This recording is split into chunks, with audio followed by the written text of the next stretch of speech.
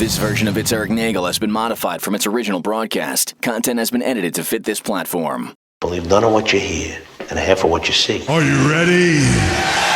I said, are you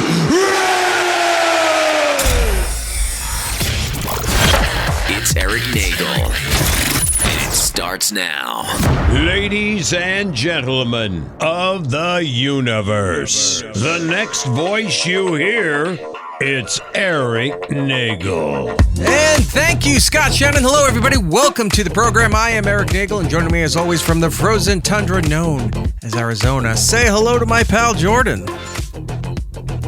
Wait, you're muted. Why did you do that? There you go. Oh, it's because you didn't unmute me. You're practicing your pantomime on office hours. Hi, everybody. Anyway, welcome to the show. If you're listening on the iHeart, do we dare try this thing again? We never get it right every week that we try to do this. If you're listening on the iHeart Radio, I got it this time. I've never get this right. It only took 8 weeks. Do us a cut. There it is.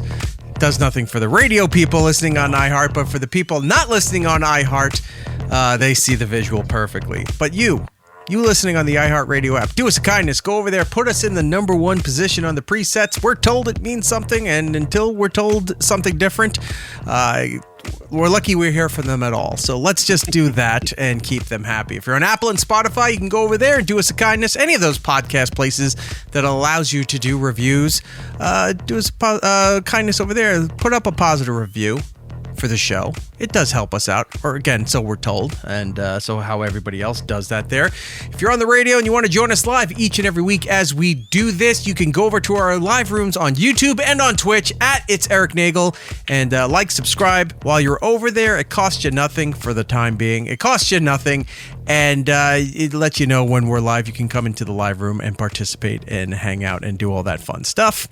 And if you can't be bothered with any of that, look, I get it. You all have lives. We're back to school. We're back to work. The summer is technically over. I mean, we're not into the vernal equinox yet, but that's still a while away. Wait, vernal equinox is spring, right? What's the one for fall? I have no idea. I don't know. I'm trying to sound smarter than I am, and I got caught. I just kept thinking of Ernest saying, "Hey, vernal equinox." Hey, Vern. Malika Warnox. Yeah, whatever. It's the fall. I know you're busy. You can watch videos and clips at your leisure over on the YouTube channel. Hello, everybody. Live rooms are going open. People coming in. Hello, Krista. How are you? Hello, everybody. Lots to get to today. Last night during our mini show prep meeting, we were talking about, I don't know, there's not going to be a lot. We'll talk some football. We've got some other stuff, but there's not a whole lot to do. And then about an hour before the show, all this stuff fell on our lap here, so we're going to have to talk about it. I can see in the chat. Our pal Christian is in there. The Blatcast. Go follow him on YouTube and wherever you get your podcasts. Christian saying, I'm not shocked at all that Brother Wease is having a final show, but I am apoplectic. I can't pronounce. Apoplectic. There you go. That they're replacing him with Rover. Rover in a new market in 2025 by choice. Rover's one of the golden child for iHeart. They only care about 5 shows, and I guess Rover is one of them. So, we got his final. He kind of sprung it on everybody, kind of like what Scott Shannon did. He did it on a Thursday. Didn't wait for a Friday. Didn't do a final show where they had clips and people calling in with memories and all of that stuff. He didn't even do it the first 2 hours of his show. They talked about football and the U.S. Open and some other stuff. I'm skimming through the show. I'm like, get to where's the announcement? Did he save it? If he was smart, he would have saved it for the last 5 minutes, gave nobody a chance to say anything, and then would have bounced. But he did not. We have that audio. We're going to get to it. And I have to say, oof. That's just all I'm going to say is, oof, listening to this. He's aged. And I know he has medical issues and things like that. I'm not knocking him for that, but it's if he didn't do it on his own accord, then iHeart might have made the right call by saying, "Look, we're done. This has to be done with. We're moving on to other things."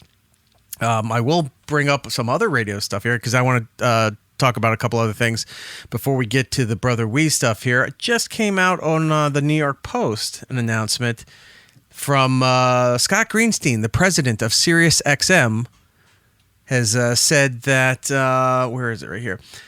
SiriusXM President Scott Greenstein, who is also the broadcasting company's chief content officer, explained negotiation talks are nothing new, especially with someone at Stern's level. We've been lucky all these years, he admitted. We'd love for them to stay. It certainly has to make sense, but we feel pretty good that we've done this before, and we'll see where it goes. This is nothing. This was a breaking news headline, and it's nothing. It's just more fluff because Howard had to postpone his announcement from this past Tuesday to Monday. Now, as far as we know nothing. There's really no legitimate answer as to why this was delayed. There's two forms of thought on here, and there's a lot of speculation. One, a couple of sources have stated that his mom is in ailing health, and it might not be good. I don't know. I'm not putting that out there, to worry family, friends, not that they listen to this, but, being responsible with it. He did say a while back, like a couple years ago, that his mom wasn't doing well and, needed a lot of supervision and care and what have you. So the man's in his 70s. I'm sure she's in her 90s. She's 90. She'll be 98 in October, according to the New York Post. So it might be something with him. If that's the case, look, for as dumb as I thought the way they're promoting this and stunting with all this stuff here, if that's the case, you got to be a human being about it, and you go, okay, I understand why this is being pushed off.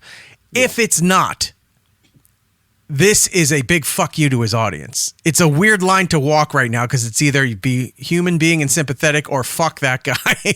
Because if they stunted for it was 5 weeks ago that news piece came out in The Sun. The Sun of all places that they all said, like, this is legitimate information. Really? The Sun? That's nothing. And then 4 weeks they've stunted where that Howard's going to speak. They put the promo up. We played the promo here. And then they said, oh, Howard's going to address this. And you're thinking, oh, this coming Tuesday. No, September 3rd. So you had to wait 4 weeks for this announcement for what Howard was going to do. And then we get here and now it's delayed another week. So we don't know if it's his mom, God bless and everything to the family. If it's not, this is just such a continued fuck you to the audience and not caring about your subscribers and everything else. We don't know. My initial thought was there was speculation over the weekend that the president wasn't doing well. Correct. That he wasn't, for lack of a better term, alive. Like people were like speculating all kinds of things. He hadn't talked in a week, hadn't really talked in anything in a week. And then they announced they were going to make a big announcement the same day Howard was going to do his stuff. So I thought maybe, look, something that could be big gets announced by the White House. It's going to overshadow what Stern is going to talk about. Correct. So my thought was separate the two. Mm-hmm. So as far as being an FU to his audience, I don't know if it's going to go that far. I think he knows he's already on borrowed time with everybody. But I'm not even talking about what he's going to do going forward now, whether he has the contract or not. Just, pushing it off a week. Trust me. The stunting for 4 weeks was already poorly thought out, even though people were saying, oh, it's a brilliant marketing campaign. It's got people talking. I understand. But one, it's obviously was, and I said it from day one, it was obviously planted by the Stern camp in The Sun. Who was giving credibility to The Sun? If it was something, look, any source now is not considered legitimate because of whatever your political leaning is. But legally and reasonably thinking, if that story came out in the Post, in the New York Times, in the Washington Post, the LA Post, the Chicago Tribune, something like that, then you have some some foundation to build on speculation of what's going on with Howard, because it comes from what is deemed a reputable news source. The Sun was not a news source. And then 4 weeks after that, it was showing that it was obviously them, that horrible AI promo with stock footage. The producers were starting to tweet things out, and it's like, it's obvious this is a stunt. This last week, we'll find out on Monday. This last week is what's going to determine if this was a fuck you to everybody, or if he had to wait because he had a legitimate issue with family and a medical crisis. We don't know. I'm just saying there's a lot more riding now, that week delay for his announcement, than it was the 4 weeks leading up to, is Howard staying or not? So, and that New York Post headline from SiriusXM about, oh my God, and it's like, well, we're talking with it. That's a nothing burger, as they call it too. So whatever. We got the Howard stuff to talk about later. Maybe we can try to get to the Todd Pettengill stuff, the Woody show stuff. There's a lot of radio shit that's been going on in the last several weeks that we've either covered or haven't gotten to. The newest thing was today with Brother Wease that kind of fell out of nowhere. And I've got as much of that audio as I could.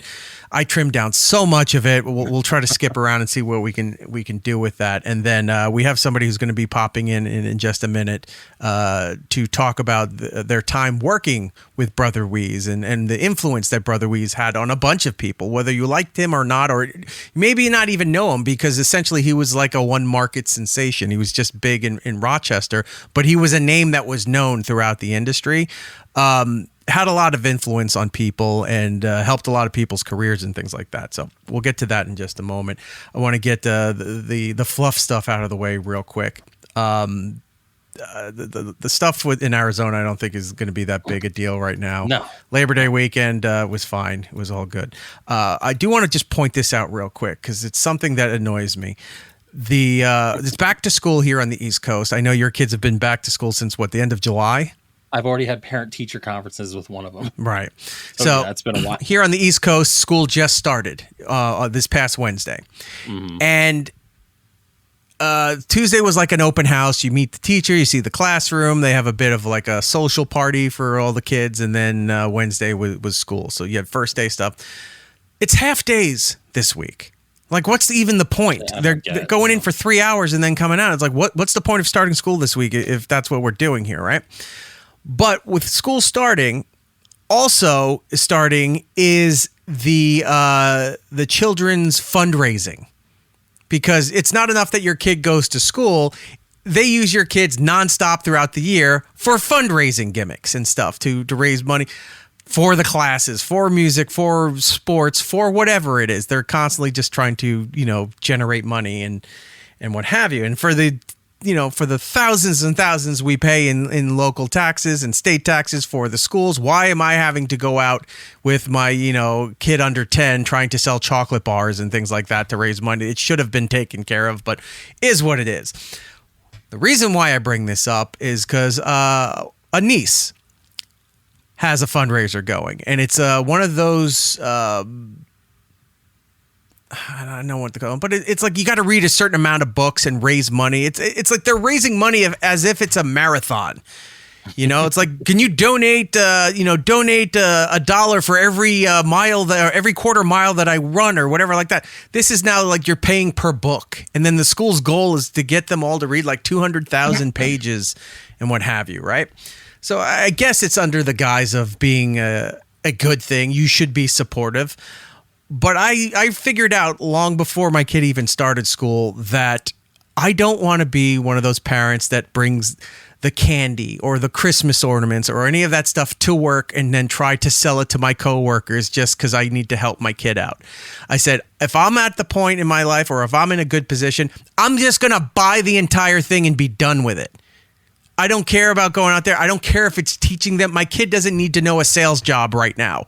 I don't need to go door to door. I don't need to stand in front of a supermarket or a public place where there's a lot of people where they do all those things. Not knocking the ones that do. Good for you. I don't have that patience. I'm not going to do that. So my niece's thing gets sent to me. It was a link that they have this kind of fundraiser thing going on for reading books, right? And I look at the first thing I always do is I go, what's the goal? What is the money that she is required or they hope for her to hit? Right? What's the minimum I can give and still feel good about myself? No, mine is how do I clear this out and be done with it so nobody else has to deal with it either. So just send the link to junk. So they gave me the link. I went and I looked, and what did I do? I said, oh, that's beyond reasonable. I maxed it out. Within 2 days, the first day, as soon as that link went out, I already hit her goal. I was like, we're done. Now she's still raising money for it, and that's fine. But look at this right here. The goal was $100. I threw in $125 just to be done with it, and then like a tip on top because I was like, I'm not sitting here and dealing with this. I feel that's a very small goal nowadays. Right, $100. Like that's you got one family member willing to throw that down. Right, and you're done, and you don't have to do anything until October. Right. No, that was a low goal. That was something to make you feel better And then now she's like, well, now everything's just icing on the cake. Right.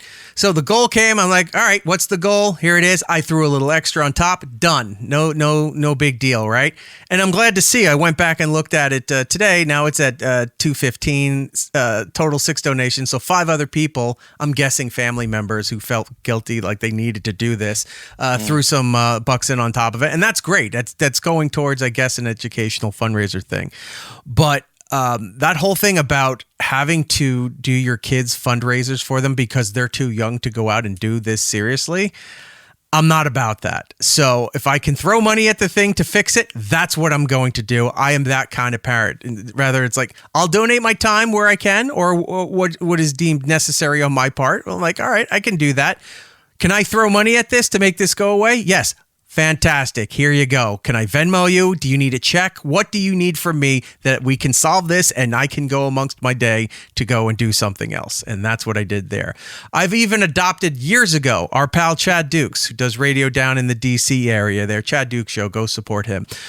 He has this gimmick that he loves to flex online and social medias, whatever. And I've stolen it from him. And remember, and he'll even admit this, if you steal from Chad Dukes, you've stolen at least 3 or 4 times removed. So, yeah. So he does this bit where the Girl Scouts are set up somewhere and they have the tables outside of department stores, Targets, supermarkets, those kind of things.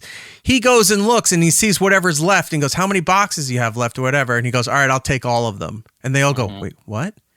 Yeah, I'll take it all. Just throw them all in a box. Can you put them in the car? I'll take everything. And they all freak out or whatever. I was like, of all the things to steal off another radio show, that's pretty good. I don't really want to steal stuff from other shows, but I like that gimmick because it's not really for the radio. It's more of a weird social.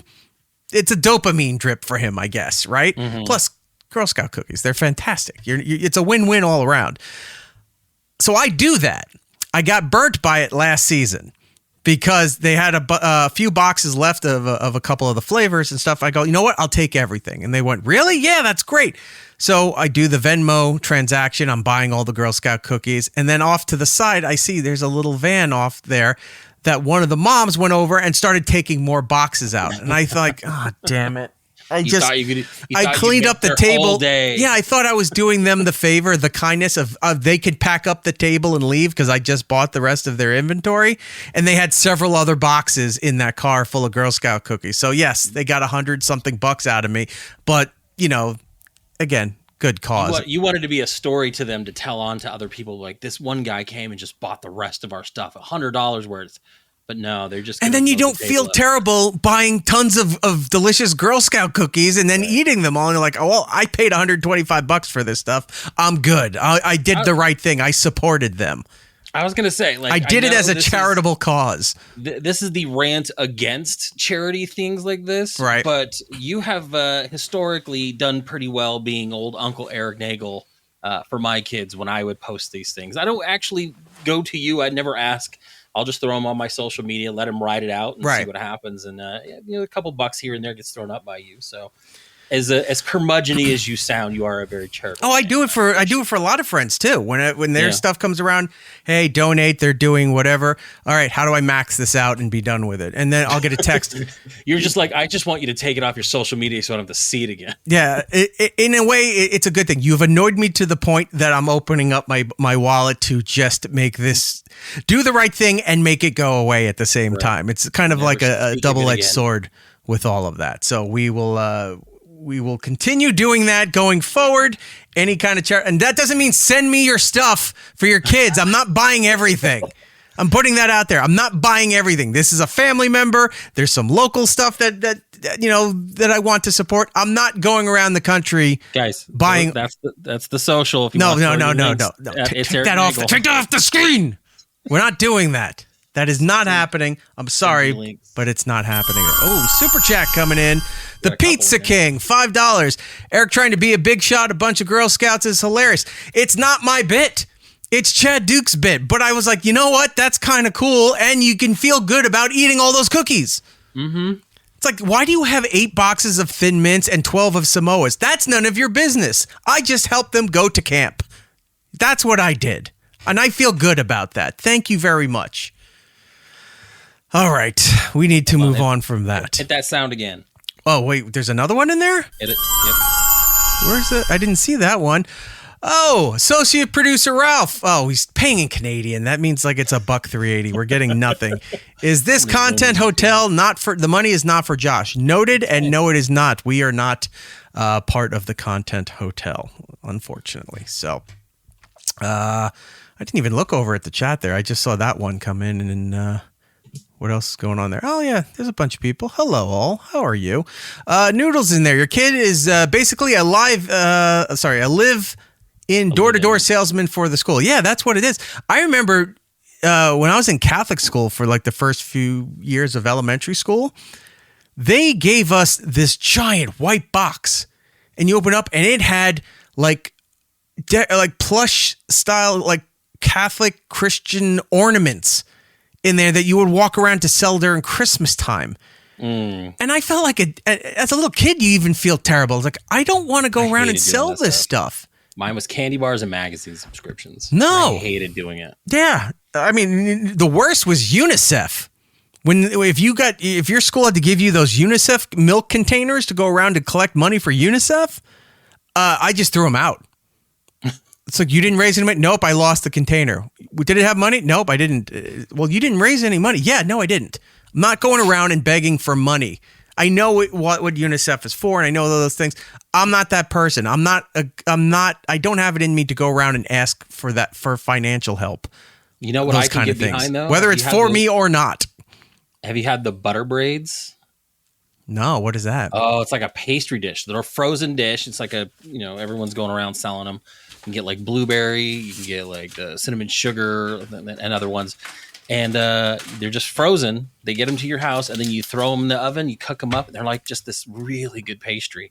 Every time someone has a butter braid, fundraiser for the kids, I'll buy a few of them. They're good. That does sound good. Yeah. And we are into the fall now, so it is pumpkin spice or my favorite apple cinnamon. Not apple cinnamon, apple cider. Yeah. Our guest was just in there and he disappeared. Oh, there he is. All right. Let's move on to other things here because we got to talk about the Brother Wease stuff. I thought we lost our guest, but he's back. So is there anything we got to clear out in the chat before we go here? Blackcast saying, this weekend I'll be selling popcorn outside of Ralph's supermarket with my son to raise money for his Cub Scout troop. See, yeah, every faction has this happening now. That's what you're doing. You're there to help sell your kids. Associate producer Ralph is the best associate producer in live streaming. I agree with you. Ralph is fantastic. So go support Tukey Show. Go support Cardiff Elect on YouTube. All those fun places. Let's make sure we got everything going here. Wait, what is this? Everything but those shitty Thin Mints? Fuck those. Oh. Now I know why you don't like him. I understand why you don't like him now. Thin Mint, whether you like Thin Mints or not, it's their bestseller. It's their most synonymous with them. It is. But I love the Samoans. I love the Samoans. The Samoans are fantastic, but they don't call them anymore. I forgot what they call them. And those French toast ones. Those are last excellent year. too. I think I had them. No, they're the last couple years. I think they may bring them. I think it might be a regular thing now as they bring them back. Bub's in the chat there. My daughter's cheerleading is selling Mums freaking plants in the fall. What the hell? Yeah, well, Mums is a fall season plant, and I know that because I think a year or two ago, remember I had to fill my entire car with Mums because I didn't realize how much her mother had bought. And I went, my trunk is full, the back seats are full, the front's full. I can't stack them because they're live and they get crushed. I was like, I don't have room for me in the car because she bought so many of these fucking flowers. And then they die after 6 weeks or something like that. The first frost and everything's dead. It's like, wow, that was worth the money for, I looked at it for I blinked and it was dead. Then he took a torch to him and said, get him out of here. I've got my Halloween inflatables to put up. Right. I see Tom trying to make jokes. We love you, Tom, but not everything's going to make it to there. Casey saying we would be selling wrapping paper. My grandma still has some of that in her closet, and the butter braids are the best. I have not seen these butter braids, but I will definitely check them out. Noodles in the chat. Butter braids are so fucking good. Fucking magazines. Fuck candy boxes. Fuck your reading goal. You bring out the butter. Wow, that's really an attack on children. Butter braids will be making its way around once I know a link that people can get some hands on them. I'll buy you a few and you can try them. So but look, he's like, oh, I don't want to pay for all of that stuff. But if you bring the butter braids around, I'll just open up my Venmo account and you can take everything. I'll fund your college education. You hook me up with some blueberry butter braids. Annoyed Wawa supervisor is back in the chat. Hello, sir. Are those stupid coupon books full of slop you'll never use? Like those entertainment ones, those big ones that have 4 things that you'll use and everything else is garbage. You're better getting the ones where it says, your kid offers, 1 free coupon to wash your car, 1 free hug. I would pay $20 for that. I'm not buying, I'm not getting 10% off the local chocolatier in town. It's like, I'm not going to that place. I get what you're saying though. Thin mints are overrated. How dare you? What is wrong with the West Coast people? How do you not like Thin Mints? What are you eating out there? I mean, I know your taste buds are just used to being burnt to death from Tabasco and various hot sauces, but I mean, hot, yeah. You're missing out. You're missing out. Thin Mints are fine. Keebler's supervisor saying Keebler sells a Samoa now. Less guilt, and you're right. They're not as good. Anytime you try to imitate the Girl Scout cookies, they're not as good. I don't know what kind of stranglehold they have on that patent for that recipe, but everyone else who tries to make it doesn't come anywhere close to all of that. All right, there we go. Small talk is done. Welcome to the show. Now let's get into the meat of this and say hello to a longtime friend of mine, radio legend from the Seattle area. Please say hello to Mr. BJ Shea. BJ, how are you, sir? Hi, guys. I'm doing well. Thanks for having me on. This is very, very fun to finally actually be on your show, Eric, as I've watched it a lot of times. And of course, you and I have had great conversations over the years. I know. And it's weird. We're kind of in the same position for different reasons, but we're trying to navigate. How have you been handling life post radio? I'm getting used to the fact that this might be my life. I'm used to being off the air and having been fired, and I'm used to going, okay, got 6 months off, getting close to a year. But at my age, because I just turned 65, it's like, wait, that's the age you get to not work anymore if you want to. So it's weird. And Eric, I like not working. I really have to tell you, I am really lazy and I don't want to motivate myself anymore. And I like staying. And I'm a night owl. I'm a gamer. So, morning hours were always a beating for my natural circadian rhythm. Believe me, if anyone sympathizes, I will. If I've done radio on and off for almost 20 something years, if I never have to go back to a morning radio show, I'll be fine. Yeah, so I'm digging it. I have to tell you, I really am digging just not having to talk to management. I'm digging not having to do all the silly things that radio thinks you should have to do, and just being on my own schedule. So it may be hard to get me to go back to any sort of full-time anything. I think if the opportunity, because we're in a world now where, yes, morning radio has to be on in some capacity, but the majority of the people, or maybe at least splitting even, are not listening to a morning show anymore when they can get up later or get to it later from work or school, whatever they got to do, and get the on-demand version or get the replay if their station does that or something like that. It's like you're still listening to the show, just not when it's live. You're listening to it at a different time. You're still supporting, liking the talent, whatever. That might be the thing now. It's like, well, you don't need to be on at 6 and then off at 10. Or lately, what they say, it's like, no, it's more important now. We have less talent and less radio stations to put the talent on. It's more important for you to be on at 5 a.m. now. Now, 5, you got to be there at 5 because there's still a lot of people getting up and get ready for 5. And then you're done at 9 because people are in the office at 9. And we'll just hit the music at 9 o'clock. And I go, I'd rather not. It's like, I'd rather them not have anything to listen to than be on the air at 5 a.m. Sounds horrible. It is horrible, but that is a legitimate mentality in a lot of the metropolitan areas. And I'm not, I don't know. I'm not smart enough to know what the right strategy is, but you make some really good points. I know me, just anecdotally, I time shift the stuff that I watch all the time. I very rarely watch anything live. Even now, I'm a huge baseball fan, but man, YouTube puts these great short 15-minute up the highlights of every game I want to watch very shortly after the game is done. So I'm like, yeah, let me just watch all the great plays, all the great highlights, and I'm as up to date as anybody who watched that thing live. And, maybe I'll watch a playoff game live, but, you got a 162-game season. So I time shift almost everything. I don't watch anything. When was the last time you had any kind of mentality or urgency for what they used to call appointment viewing? The show's on at 8 o'clock. You have to be there at 8 o'clock to watch. I don't care if I miss it, because if I don't have the DVR anymore, but if my DVR didn't get it, there's a streaming component that has it either an hour after it aired or the next morning or something like that. I'll watch it when I'm ready. I will watch it, but I'll watch it when I'm ready to get to it. Yeah, I'm super geeky with some of my, Marvel friends and movie friends. And so we will go to that Thursday night first showing weekend for a movie. But that's probably the only thing, Eric. I think that's the only thing that and that's not really live, but it's like, all right, we're going to go to see this before, anybody else saw it or whatever. But yeah, to your point, man, who's doing that anymore? See, even our own audience right there. I'm barely watching this show live. I agree. We're hosting it, and I'm barely paying attention to it. Yeah, really, that's the best way. Especially us radio. You don't need to pay attention to us. We're not going to say anything that you can't figure out. The most important part about doing personality radio and talk radio is not the talking, it's the listening. You have to listen to the callers, listen to your guests, because that's what where to go and move forward. And most people don't even do that in this business, and they've been seasoned. They're here for decades, and they're still like, he didn't listen to that call.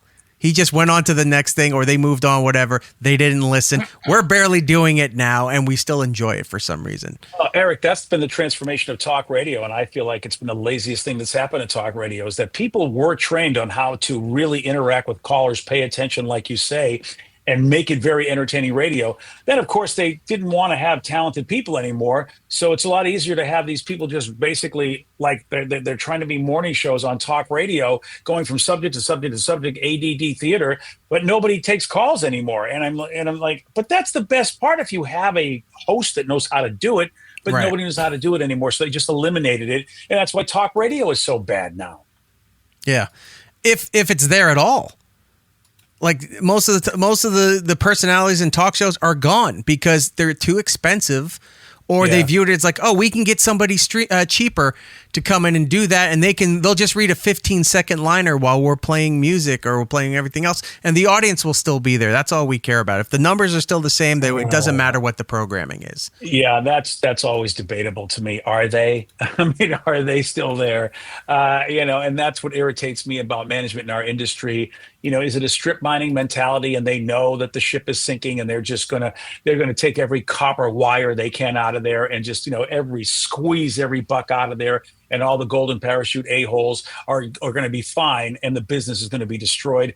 That saddens me, because talent isn't usually the one that's the recipient of the golden parachute, and we're the ones whose heart and souls are on that ship as it's sinking. It really sucks. Yeah, it really does suck, and that leads into why I asked if you would be interested in coming on here. But the whole thing with we just found out today, Brother Wease, again, a legend in radio, a one market sensation, wasn't a national personality, but everybody in radio knew who the guy was, if the audience didn't. And he spawned off a lot of other successful people over his years that either worked at the station he was at, worked on the show that he was on, some sort of influence. Today, kind of blindsided a lot of people that, today's my last day. And the last time I've seen something like this was my pal Scott Shannon, when he was ending Scott and Todd. He made an announcement on a Thursday towards the end of his show.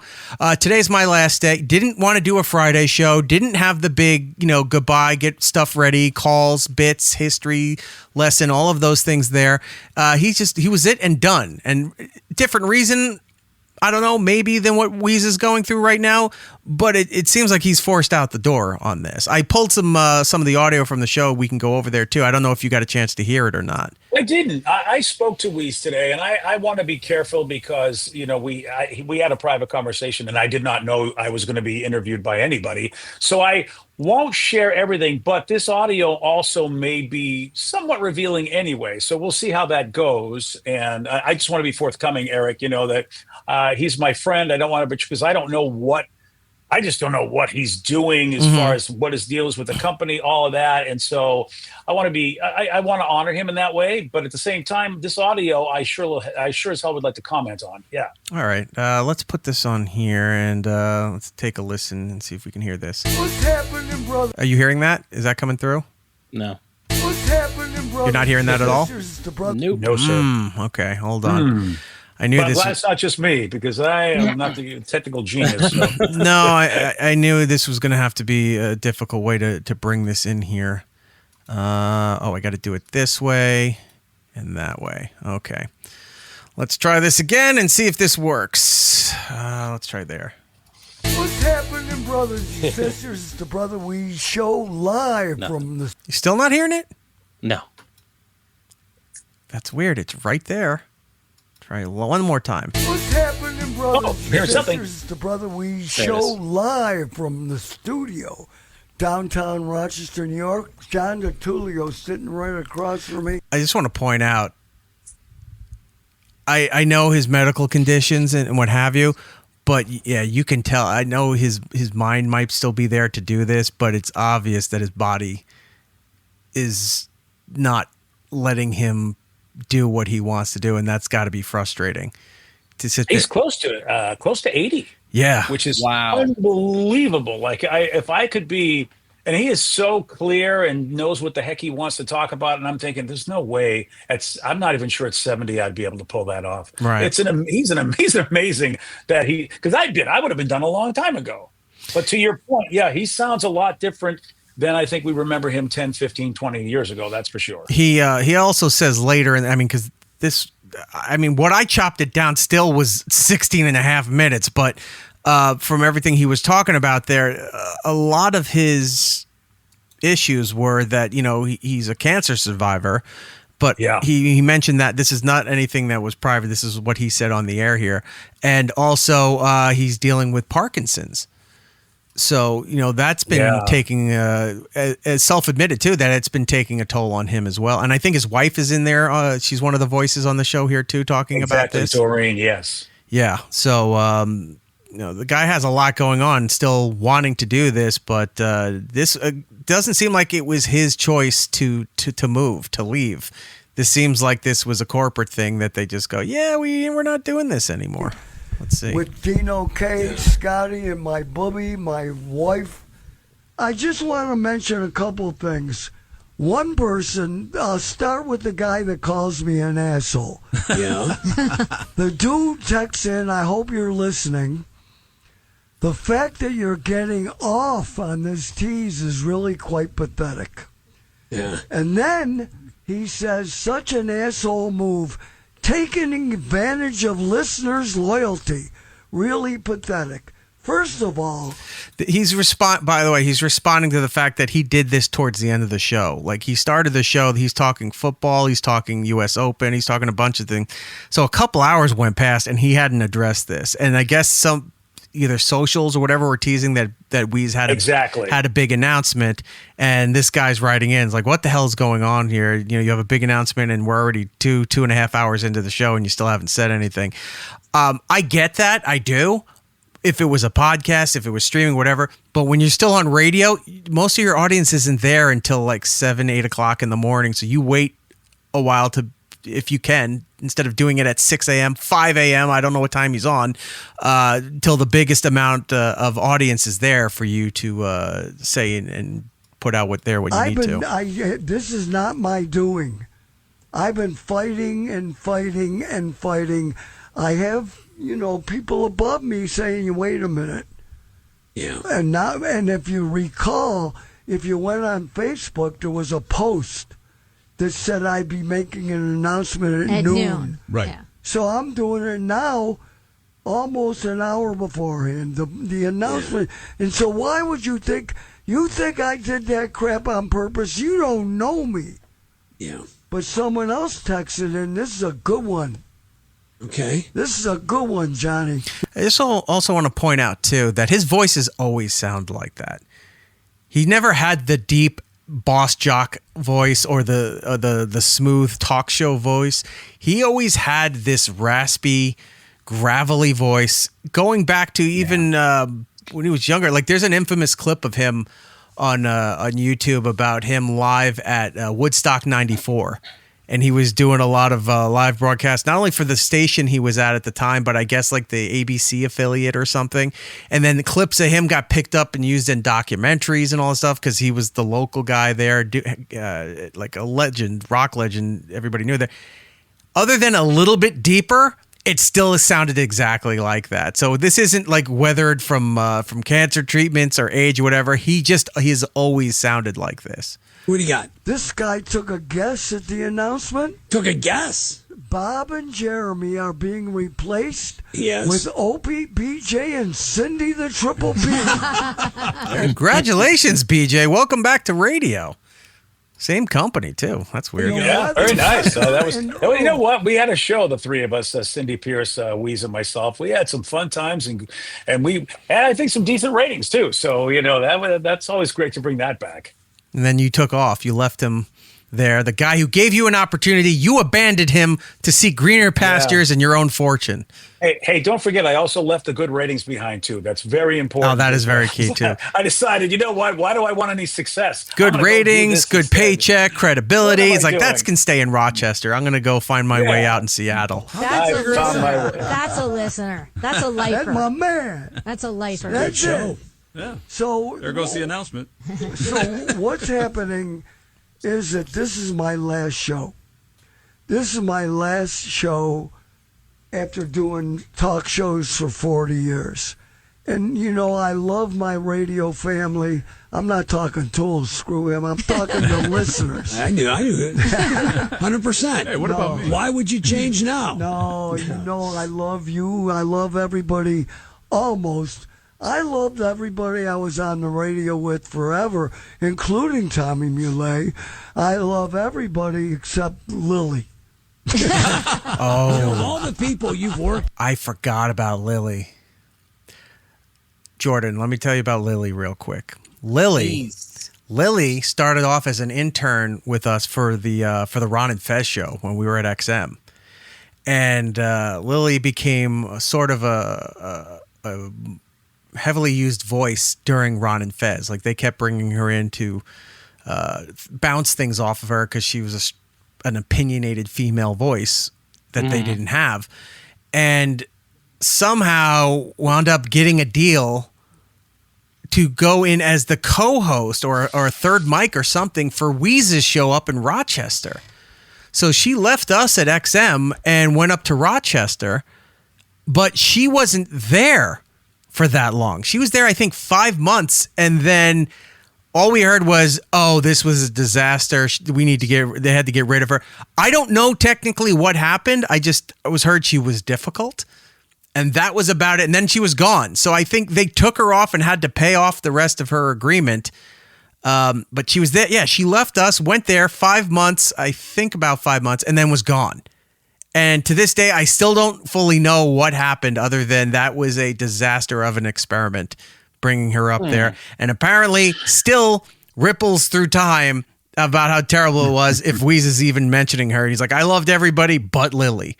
Like, what do you have to do in this guy's 40-year career to be the one that stands out? And you were only there 5 minutes. You were there for like 5 minutes. Everybody else has been there a couple years. 10 years. One guy who said I've been with you for almost 20 years. I don't know the names of the people on there, but he said somewhere in the audio, he was like, I've been there for 20 years here with you, bound either doing sports or what other stuff at other stations with Wease. You're there for 5 minutes, and you're the one that gets singled out of a 40-year career. Yeah. Our pal Rocco, Tukey, Bedabbler, all three of them. He's like the mankind of radio. Speaking of Lily, is Franklin really dead? I don't know. I have no idea. Franklin is another storyline that we'll have to get into another time. But yeah, I forgot all about Lily and what a disaster that was. That she was recommended too. Not by me, but by other people were recommended. Oh, she'd be great. And then, so Wease took the word, brought her on here, and it turned out to be the most dog shit recommendation of all time.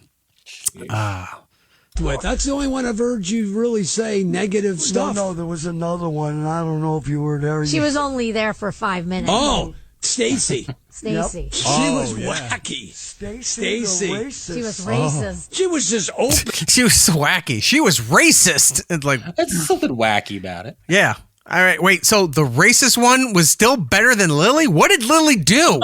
Right. Now I really want to know what Lily did. Yeah, now I need to do a deep dive. What did Lily do that the wacky racist one wasn't even the most problematic in his years of history of characters on that show? And blatant about being racist. And open. Nuts. Yeah. She was blatant about it. She'd come in every day. Let me tell you about the Jews, and you're like, all right, she's still not as bad as Lily. It's like, what happened? Come on, you can't keep teasing us like this. You have to let us know what was going on here. We're gonna have to do a deep dive on this thing. Oh, super chat coming in. Pizza King, Lily was terrible. I never understood why Ron pushed her hard as a talent. Maybe he pushed her hard to get her off of his show. That could have been it too. It's like, oh, she's fantastic. You should take her, get her out of the studio. That she's somebody else's problem. I don't know. We'll have to look into that. I hired that broad. Yeah. Because she worked in St. Louis for Let's skip. Rochester once. I'm going to skip around a little bit here. So you'll be hearing music. And oh, this is the station here. They did give me they gave me a good opportunity. You know, they did some research, the business.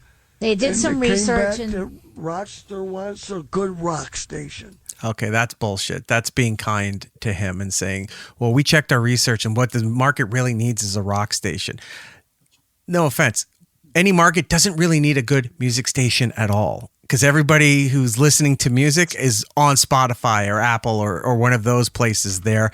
They want personalities. They want people they can connect with. If you happen to be playing music, fantastic. But just having a station and not having good people on there to talk around the music or to entertain or whatever, connect.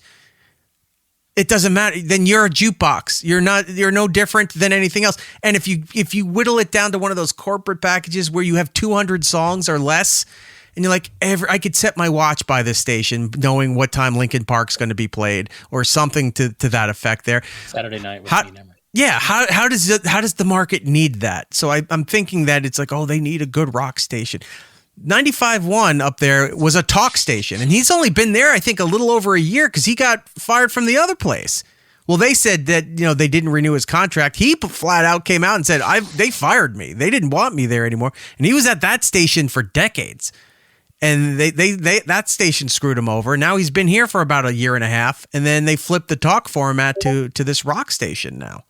So you'll be hearing music, and it's a good thing. Yeah. You'll get the music you want.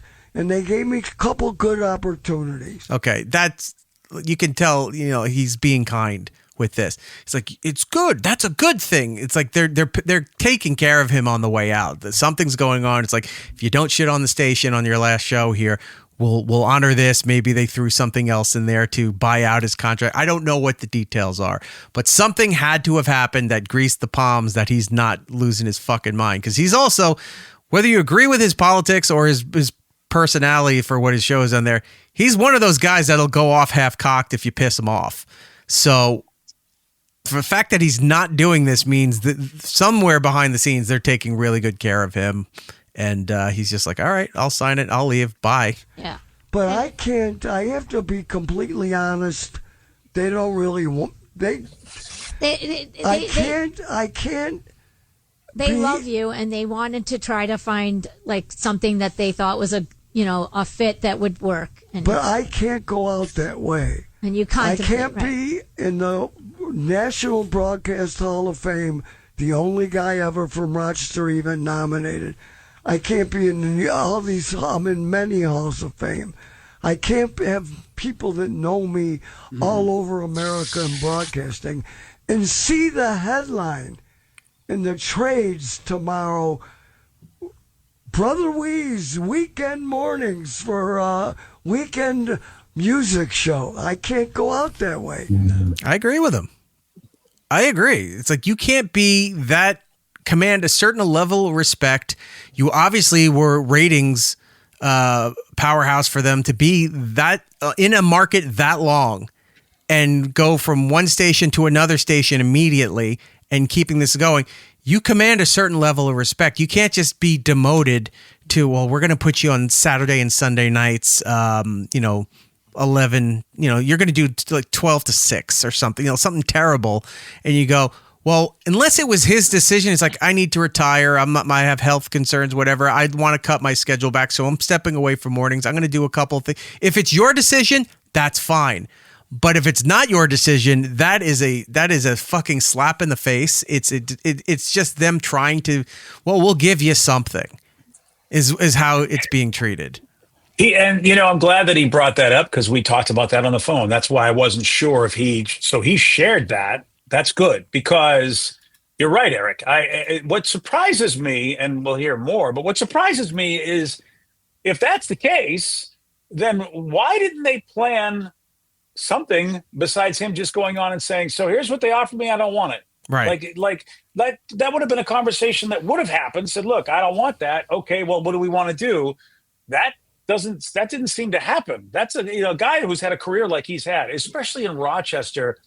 I would, look, this is what we're gonna do. There's no room for you anymore unless you do this thing we want. And if he's like, I don't want to do it, okay, then the next step is let's figure out how you end and let's make it so it's great if that's what you want.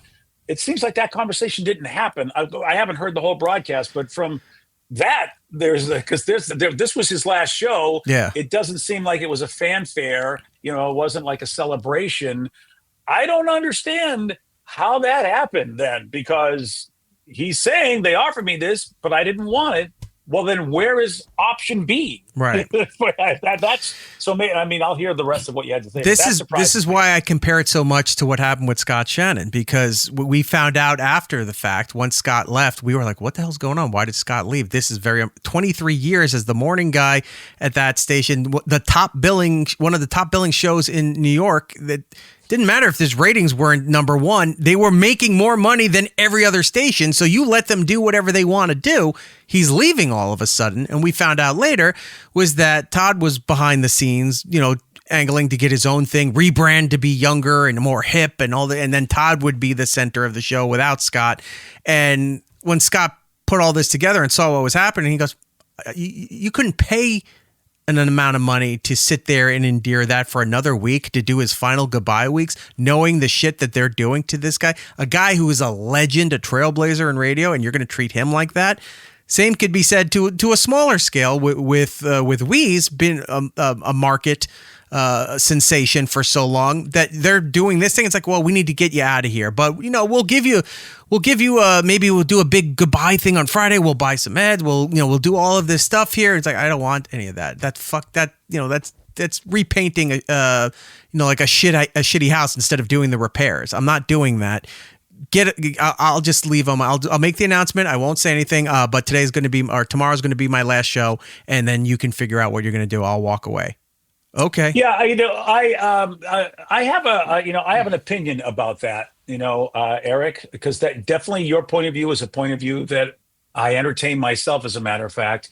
And there was a different point of view presented to me, and I think we can talk about that after you if you want to play more audio. Okay. Because I do believe there's a reason to still have that kind of show, even under the circumstances that happen with Scott, and if these circumstances are also the same for Wease, that I don't know. Yeah, we don't know. Again, I'm speculating. I'm just going based off of history that I know has happened, and my own opinions on this. But you're right. I mean, that definitely Scott. I can understand why he'd go out the way he did, and I think like I said, there's another case for him going out differently. But again, it was Scott's choice to make. Right. But Scott did have a happy ending because a few months later, he was given mornings at CBS FM in New York. In the first rating book, he was number one in the city and kicked the shit out of Todd's show and was consistently either 1, 2, or 3 for his entire run at CBS. Todd didn't even make the top 10, and it got so bad they had to sell the station to K-Love, that Christian education company. He killed the entire station with that move.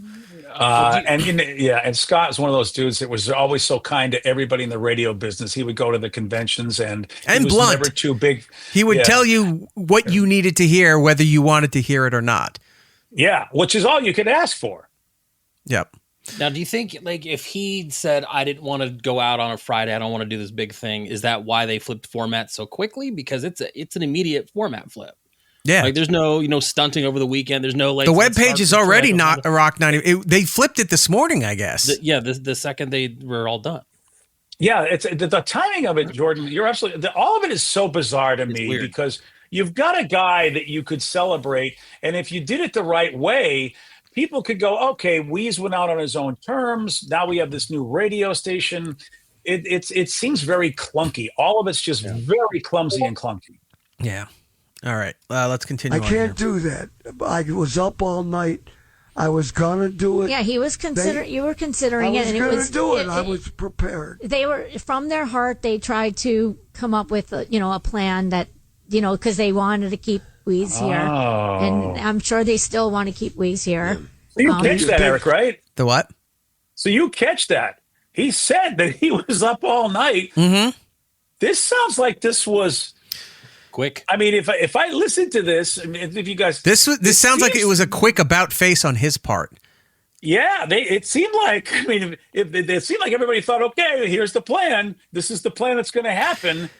Whoa, that's We're not going to probably have a chance to get to it because, again, there's a lot more to this audio. But later on in this audio here, he says, he talks about this again because he's got to take breaks. He's got music stuff that he has to playing. So he's talking in these big chunks, but then he takes breaks and, terrestrial radio and stuff like that. He's got about like 10 minutes of commercials. Then they're playing a couple songs before they even get back to him. So he's got a lot of space in between when he's doing this. There's a portion where he's talking about being up all night and he's like, it was going to be bad. He's like, and his wife, she said, oh yeah, I know. I saw some of the stuff he was writing out. And he goes, yeah, it was going to be bad. He goes, it would have been good for some people. He goes, but it would have been bad for all the people right around here. And I think he was talking about the people on his show. What he explains, it's coming up here too. They already reassigned his entire show.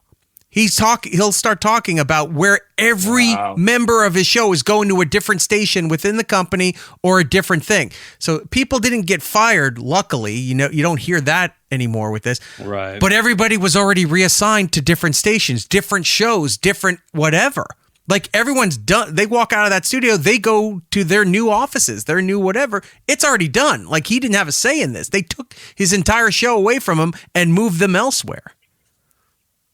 Well, I just love the idea that if that is what happened, that Wease just sort of changed his mind. Mm-hmm. If that is like what he said, that is so what I love about Wease is that Wease is just going to be true to who he is. Right. And it's very possible that it was a shock to pretty much everybody in that building that it went down the way it went down as we're hearing it. All right. Let's I can only imagine, it's like, did they think as the show was airing that he was going to make this big announcement talking about he's going to do the stuff they want him to do, and he said no during the show? Is that the first time they might have figured that out? I mean, well, I don't know. Even saying that he announced this thing a full hour before they teased what the announcement was going to be. So he was saying the announcement was supposed to be at noon, and he was talking about how they're doing it at 11, like a full hour before even that happened. So I think he jumped the gun even. Whoa. BJ, when we're done here, we're obviously not going to get to all this. I'll send this over to you so you can hear it. Yes. So you have it you. for yourself so you can listen to everything here.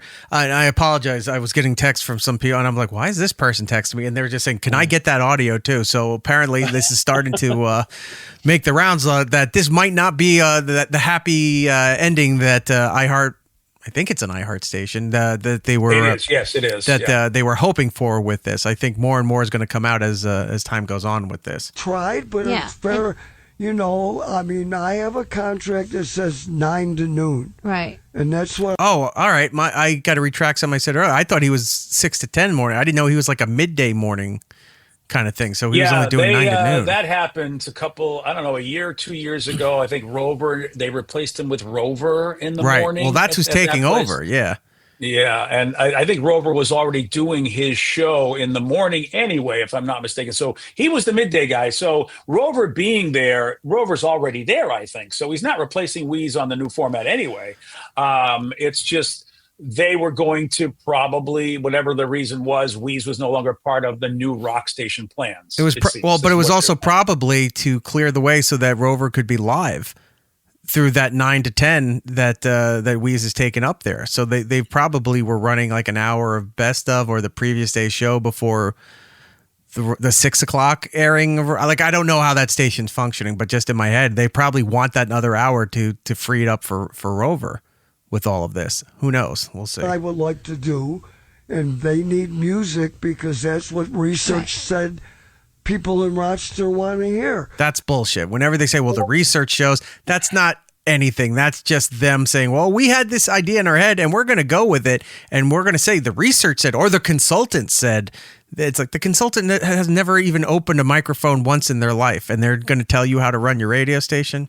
Okay, fine. So yeah, you and I share a lot of similar opinions about people with their research, radio consultants. They just nowhere near have enough money to do the kind of research that would need to be done to know anything about anything. Can I see that, please? What? Yeah, you're saying there's research, and I'll gladly go along with it. But can I read it, please? I would like to just get an understanding. Oh, we can't give that to you. Why can't you? Yeah. You're saying this is research. You're changing the lives of dozens of people and their financial situation. At least let us read the research so we can understand. Oh, there isn't any research. I knew it. I knew you were lying. Okay. What they hope, Eric, is they never have to talk to anybody who's as smart as you, because normally, a lot of us talent aren't bright enough to be able to, basically sort through the Orwellian doublespeak that those guys have. But if you have a brain in your head, you usually go, wait a second, you make no sense here. And they're like, oh, wow, you actually know things. Okay, I got to run. I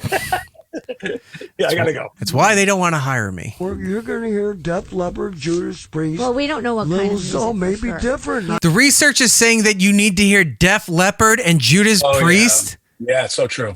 It's not like they're saying, well, we're going more of an active rock direction, so we're you're gonna hear more of like 21 Pilots and My Chemical Romance, something somewhat recent.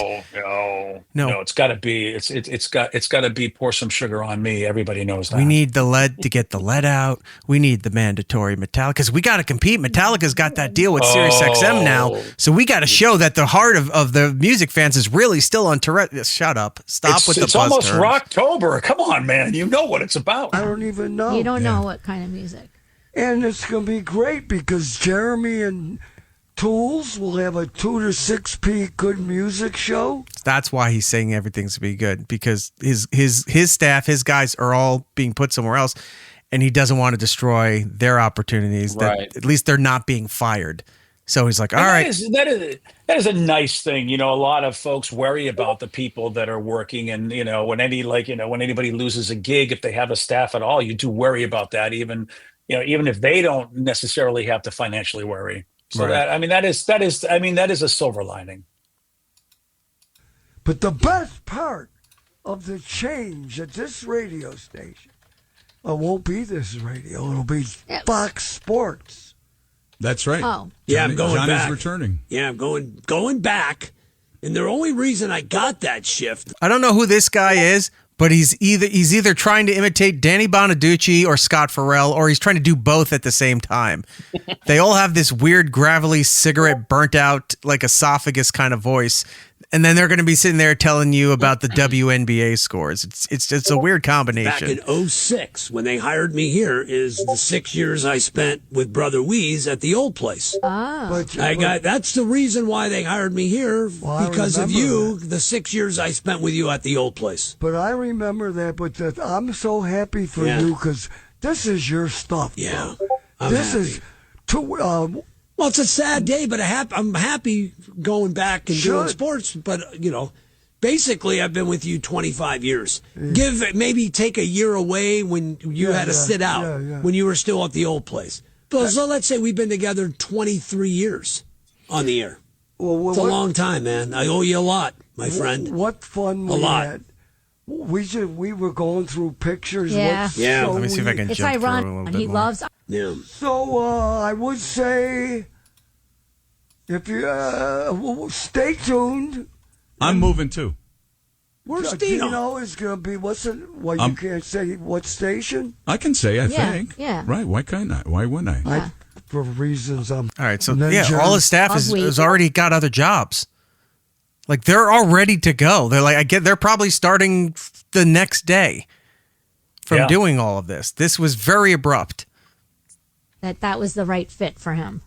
Oh wait, hold on. They love Wease and they, care about him, and company. they did present something that they wanted for him, but he just didn't feel in his heart that was the right fit for him. Starting next year, I'll have a podcast with Jake. There you And go. I'm going to have all kinds of classic stuff. Great. Of classic stuff. Jake, remember that box of tapes I gave you That's a it. while ago? Do I ever? All right, here's something. That is the smart thing to do, but again, you're wasting time. Like, I don't know if he has to legally sit out or something. I don't know his situation, but it's September, the very beginning of September. And he's saying, well, in January of 26, I'll start my podcast. You should be doing it now. Like you should, obviously he's not going to be the guy physically putting it together, but he's got people around him or somebody is helping him out with this. Get that going now within weeks at most. Launch that podcast so that you can try to maintain as much of your audience as you can as you're leaving radio. And this is a time where they can't do anything. It's a free commercial. Just saying, like in 2 weeks, we're starting our podcast. So look for, search Brother Wease on the podcast, whatever he wants to do to keep some of that audience. Like Anthony did. When Anthony left, within a month, he had Compound up and going and managed to salvage a lot of the O&A audience after leaving Sirius XM. You got to do something like that. You got to strike while the iron's hot, as they coin a phrase. Are we assuming that he's going to be doing a podcast for iHeart, or is he going to do something on his own? I don't know. But the fact that it's 4 months away, it's like, I don't think iHeart's involved with it. And he's playing classic stuff. He's only been with iHeart about a year and a half. I don't know why again, if he wants to do a podcast, I don't know why iHeart wouldn't want to somehow be part of that. It just adds to their their library of podcasts, which of course doesn't matter. They'll take whatever they can get because it just adds more listeners to their entire podcast network. That's very bizarre to me too. I feel like if they said that the company cares about him and they really love him and they have no problem with people podcasting. So that is a surprise that he said that. And you're right. Like, why wouldn't it be right away? And I would imagine it should be on iHeart. I think if it was an iHeart podcast, they would have let him promote it and say, hey, this is coming, because they would have the sales rights to it, to put the ads and stuff on there. But if it's waiting for 4 months, either, I don't know, it was poor planning on Wease's part and whoever else he has helping him with this, or maybe it's a contract thing where he's not allowed to do anything for the next 4 months or something like that. I don't know. He was, the one thing about Wease that he was really good at, a lot of jocks are good at it, a lot of air talent that I'm not good at. I can get you ratings and then hopefully your salespeople can sell them. That was always my bag. I never had great relationships with advertisers where they were my buddies and they would always stick with my show no matter what. I was just very awkward and not super social. Like if a salesperson would bring me out, sure, I'd go and hang out with a sales, with a client. That's fine. Wease was so great with that. And he had so many advertisers that I just felt like no matter what, he would always have a show because whatever his salary was, his advertising paid for it and more. That's why this would be shocking to me that there wasn't something that could be worked out. I mean, again, I don't know lately what he's been doing from a revenue standpoint, but he's always been so good at that. And again, iHeart has podcasts. If there's revenue involved, I know that Bob Pittman has said many times at many conventions, I don't care about the ratings as long as you're making us money. Right. So I feel like that there's a guy that's had a history of doing that. And even if you have to exit him out of your new radio station, because it's obviously, it's a rock station, Rover's your guy, Wease is who he is at that stage of his life, but there's got to be a place for him, a guy that can generate income. And if you give him a way to be able to still do the show that he wants to do, this is just all bizarre how this has ended. It's just all bizarre to me. It's rushed, but that's the way radio is doing everything now. It's like, well, you know what? We could save a ton of money if we get rid of him. Well, he's been in this market forever. He's constantly number one, or at least within the number one reach. Ad revenue is very strong with him. Yeah, but you know what? We could put somebody else there, and we can make up the money somewhere else, or we'll keep the same money and just throw expand Rover on there, and we'll be fine. We don't care. Again, Bob Pittman's exact words, I think it was that Rolling Stone article, Jordan, that we read a while ago, that they only care. They're going to only care about 5 shows. His words, that the companies only worry about the app and the streaming, and that they're only going to be down to 5 shows because you can do those shows from anywhere, and that's all that they're going to need. And I guess Rover's one of them, because I know the other is Elvis, Woody out in L.A., Bobby Bones, and then I don't know who the 5th one's going to be. I doubt it's Seacrest, but who knows? That's all they care about now. Everybody who's local is, I think, pretty much got a bullseye on their head nowadays, where it's like, hey, I'm still on the air. Yeah, but for how long, you know?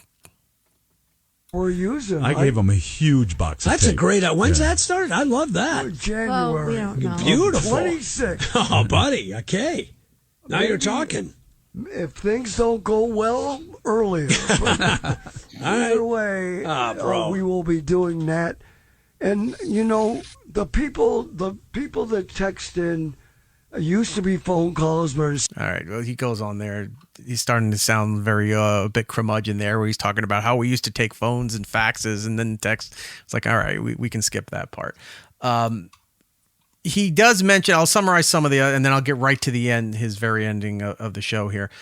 He does mention a lot of different people that started with him, came from some form of either his show or his influence, or whatever. He mentions Ope, and he said he was hearing from a lot of other people. He mentions you a lot too on this thing here, but I was going through the whole thing trying to see if you had called in or not, but you weren't on there. Ope wasn't on there.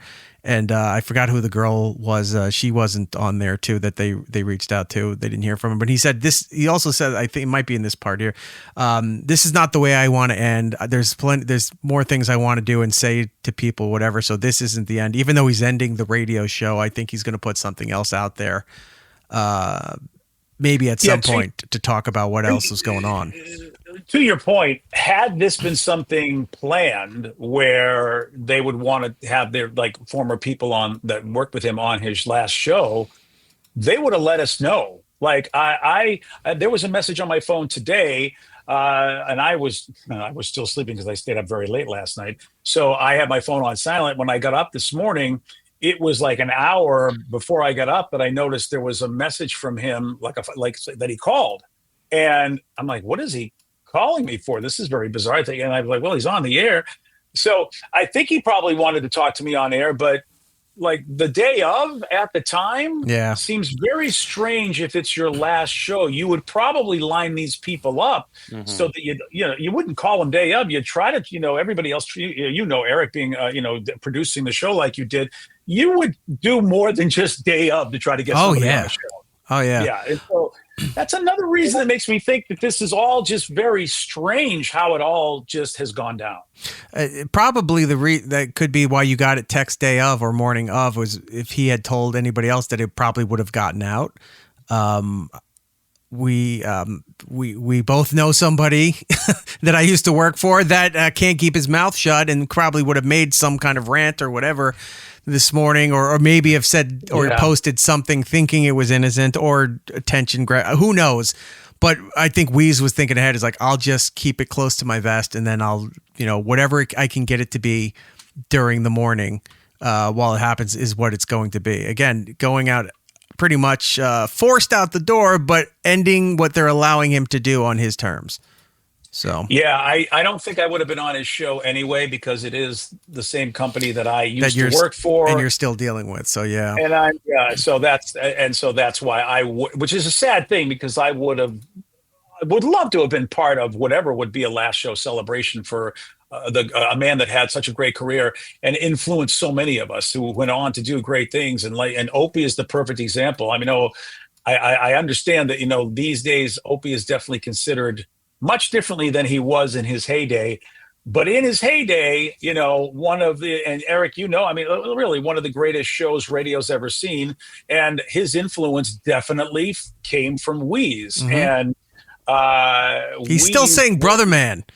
He's still saying that, and Mother Hucker, which were all Wease things. They were all Wease things. Wease he influenced so many people. So many folks reached out to me today, people in the radio business, like, my God, I wouldn't have a career had I not run into Wease, saw Wease at a convention, because Wease was just everything that radio wasn't in the 90s. And, he just never wanted to leave Rochester. He got many opportunities to go everywhere, and he just loved his hometown. And I wonder, Howard is Howard, but man, I wonder if Wease just said, I want to go out and be the biggest thing ever, what would have happened? That's just something he never wanted to do. And that didn't mean he didn't have the talent to do it. I believe, and I think Howard is definitely one of the best. I mean, you got to give it to him. I still think Wease, in my opinion, a more talented, truly talented radio broadcaster than Howard Stern. But look, part of it is you got to go out and do it. You got to go take the chance, leave your hometown. You got to take those chances, maybe Howard did a lot of things that you have to do to be where Howard is today. But still, I think Wease is a much more talented broadcaster. I think he's much better than Howard in so many ways in radio. Of course, I work with him, so I'm biased, but sorry, he's created a lot of great radio talent. I am who I am because of working with him. And that's why I wish he had a better send-off. He deserved it. And it irritates me. This business lets this stuff just happen. And nobody from the so-called NAB, RAB, this is a Hall of Famer. This is a Hall of Famer. What's the point of having a Hall of Fame or trying to elevate your art and your industry when you let people get treated disrespectfully? And I just think no matter whatever, this way his career ended, however it ended, to me, it's disrespectful. Mm-hmm. I just feel it should have been better than this. I don't know why. I don't know whose fault it is. I'm not blaming anybody. I'm just saying the way it ended to me is disrespectful, just massively disrespectful for somebody who's in the Hall of Fame. A guy like me, yeah, fine. I mean, I'm not a Hall of Famer, but geez, you're not? You lied to me. You told me you were. I wanted to be on. You wear the T-shirt all the time. Yeah, I told you anything. Listen, pal, you know what? You should really you should check the records. He walks around at gaming conventions. It says Hall of Famer and has the arrow pointing up to him. Well, for board gaming, yes, I could say that. I mean, well, okay, maybe I can't. No, you can. You're a bit of a dork with that. I get it. Yeah, super dork on that one. But yeah, I'm just frustrated because I think the industry, it's kind of like, the commissioners in the NFL, MLB. They're really useless. And sometimes I wonder, is the NAB, RAB, is it useless? Because nobody can really affect the owners and make the owners do better than what they're doing. But this is a travesty, in my opinion. It's a travesty that this is how Wease's career ends. Whether he wants fanfare or not, it still should happen. Mm-hmm. I mean, the fans, the people that love him, that's why I decided to have a final show at KISW where I was, because people got to me. People said to me, look, you may be upset with the company, whatever, but what about the people? What about you've been doing the radio in this town for 20 years? What about all those folks? They're going to want to be able to listen to you and have you get your accolades and have some sort of closure. And I never really thought about that. And I'm glad that I did do it. Even though it was not my choice to leave, I'm glad that I let them sort of give me that final show because it wasn't just about me. And that's the other side of it, Eric. The other side of it is, what about the people that listen? Because you know how radio is. Radio never tells the listeners what happened. They never do. There's never any closure. And so I'm glad that I did it. I really, really am, especially since, when I went to work for the other place, it didn't end well at all. So at least I had a good ending at KISW, which was where I had my most success anyway, mostly in my career. And so I'm glad I did it. And I feel like somebody could have talked Wease into that. Somebody could have said, do it for the legacy, do it for your children so they can listen back someday and really, or do it from where they can listen to it while it's happening. I think he could have been talked into it because you have an ending. It's going to happen no matter what. Someday they're going to come to you and go, look, it's not working anymore. We have to let you go. And you got to know that as a broadcaster. And if somebody could sit with you and go and be reasonable and go, so we're going to do this, but unfortunately, radio never has the time. They don't have quality management. I mean, honestly, if you say you're a manager in radio, you should hide that information. You should never tell anybody, because that's not an accomplishment. I mean, really, there are people living in the zoo in a cage that can do a manager's job in radio. So they just don't have qualified people to handle these things in a way that somebody like Wease deserves, somebody that the industry deserves. That's why the industry is the way it is right now, because nobody is good at their job except the talent. Nobody else is good at their job. I'm sorry. You can't point to any manager at all or any CEO who I'm telling you is good at their job. They're not. You know why? Because they're in radio. Anybody manager that's worth anything is not in radio. They get scooped up by other careers, other businesses. Talent is the only thing radio has where you might find there's somebody who's really good, because talent will do anything because they're artists. They love it. But managers, and this is another example of management failure, such management failure that this is how his career ends. Ridiculous, just ridiculous. Yeah, I'm seeing people in the chat. They're mentioning people in their local markets and stuff. It's like, I used to listen to them all the time. The next one day they're gone, and you don't know what happened, and they're not. You go to their socials. There's never been a better time to get your information out there with all the outlets that you can do so, and they can cuff you on that too. It's like, well, if you want to get paid the rest of your contract or whatever, it's like you can't post anything. Some make you sign a non-disclosure agreement, whatever the thing is, and they're like, you can never talk about why you're. I was on this show we had this show for so many years. The audience is going to want to know why we aren't there anymore, and you're saying you're going to pay us what you actually owe us, but we have to sign an agreement that we can't talk about it ever. It's like, we can't just leave and then the audience goes, whatever happened to that show? They were on for 10 years. They were on for whatever their run was, and they didn't say a word about it, and they still can't say a word. Like, that's kind of fucked up. Pay them what you owe. Customer service. Yeah. Horrible. I mean, the listener is your customer, and you are literally just crapping all over them. And then you turn around and go, hey, look at this new thing we have. You should listen to it. It's like, are you high? What business thinks that they can treat their audience that badly and expect them to come back? And of course, take a look. I mean, are they coming back? I wonder why they're not coming back. We did a piece last week about a couple of people prominent in radio, thinking that they could, or they were in talks to possibly take over for Howard if he doesn't resign. And we had to go through this and go, you're not. Nobody in radio is going to replace him. No. They'll hire a famous podcaster, an influencer, some other kind of celebrity talent that'll be the new face, the new name for the company. They're not replacing him with a radio show. That is long gone and done. Unless it's a morning show on a station that's on 24 hours that has to have programming or something like that. But even to that level, like if you got, if Woody left or Elvis left or something like that, we're going to be the show that replace. There's not going to be big fanfare. They're not going to be who could possibly fill Elvis's shoes. It doesn't matter. They'll put somebody on there and they won't care about it anymore. They're not going to treat it with the respect and the dignity that the business used to have. Well, what little that it used to care about for the people that work there, not to mention the people that actually listen to it. Like you said, the disrespecting the consumers, the customers, the listeners, all of those things. They don't care, and it's even worse now. They don't care. That job will get done by somebody, and that job is only worth this amount of money. It doesn't matter how much experience you have or how little experience you have. Is the job getting done? Yep, then that job's only worth $35,000. That's all we care about at Case Closed.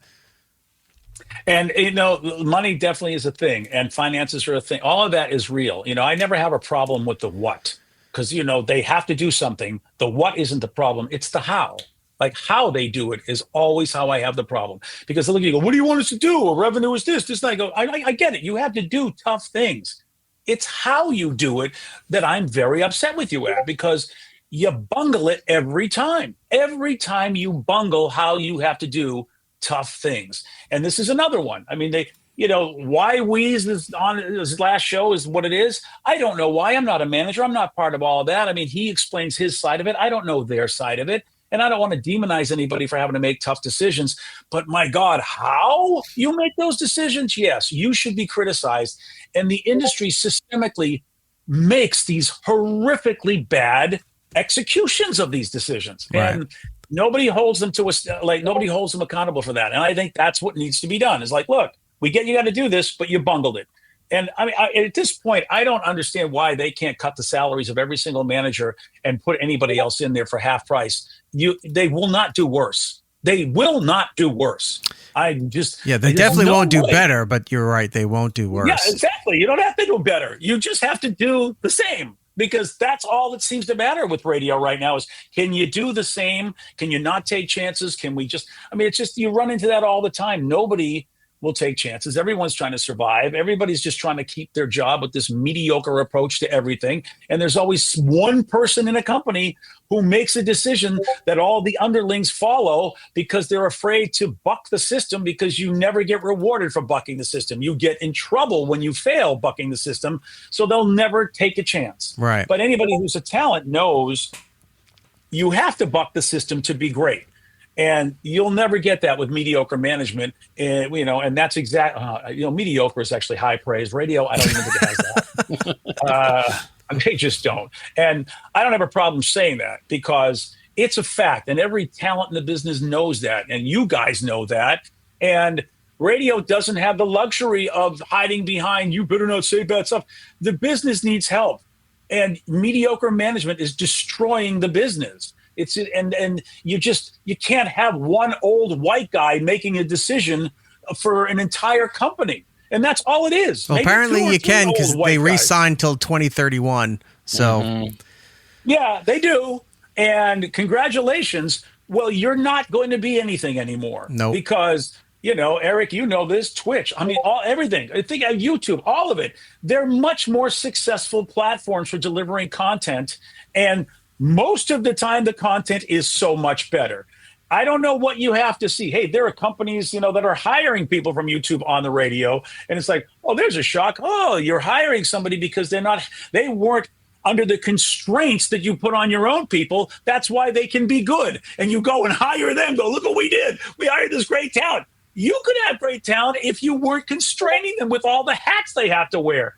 And this person's going to be horrible once they work for you, because you're going to make them wear the hats and give them all the constraints. Okay. Or if you love the companies that said, not only are you going to be in management, but you got to do an on-air shift, you got to help with promotions, you got to do talk and deal with the sales department, and then you have to do 2 blog posts a day for the website. And you're like, what? No, I don't care how much you're paying me for it. That's what's queering the deal here. 2 blog posts a day, or I'm just going to write terrible stuff if you keep making me do this, or I'm not doing it at all. There you go. We're going to have to let you go. Why? Your numbers are through the roof. The advertising money is doing fantastic. He's not doing the amount of blog posts that we told him per day. That's the fire point for it? Whatever. Yeah. Your priorities are all out of whack. And why do we want to do blog posts? Well, we don't know. Got to keep it local. What all the kids are doing. Yeah. I think the kids are doing that. Yeah. The conversations you can have with management that are obviously clueless to anything that's going on at all, anywhere, in any platform. Right. And to have to sit in those conversations and like, I mean, I had 40 years of it for me. 40 years I had to sit and listen to people who 3 weeks later are selling carpets somewhere in the mall. And this was my boss just 5 weeks ago telling me exactly what I had to do. I had a guy, since we're talking about Wease, I had a guy that he was our boss. And when Wease and I worked in the same place, he was not a fan of Wease. He was like, this guy he's nothing like the guy that I listened to on my rock station in the town I grew up in. And I'm like, well, yeah, that's true. He's not like that guy. He's Wease, who's got ridiculous numbers here in Rochester. Why are you not happy with that? He's got to be better. He's got to be better than these ridiculous numbers that nobody in the country has. Like, these are the conversations I'm having with, again, and I'm not lying, he became a carpet salesman. But they made me have to sit in a room with this guy and listen to him, who was an idiot. He just was an idiot. And I'm like, radio, you have to stop this. Stop wasting my time with people like this, because they're going to not even be in the business in a couple of weeks. And that's pretty much, hey, guess what? That was like 30, 40 years ago. Eric, it's still happening. Jordan, it's still happening. These people are still here. They're still wearing their pens and they're going, I'm in charge, and here's the research. Okay, fine. Yeah, all the good talent, all the good personalities aren't here anymore, but they're still here. They're still down the hallway, twiddling their thumbs, doing nothing. I've been here 30 years. I'm like, yeah, is that a badge of honor? Yeah, didn't that station flip format like 6 times while you've been here 30 years?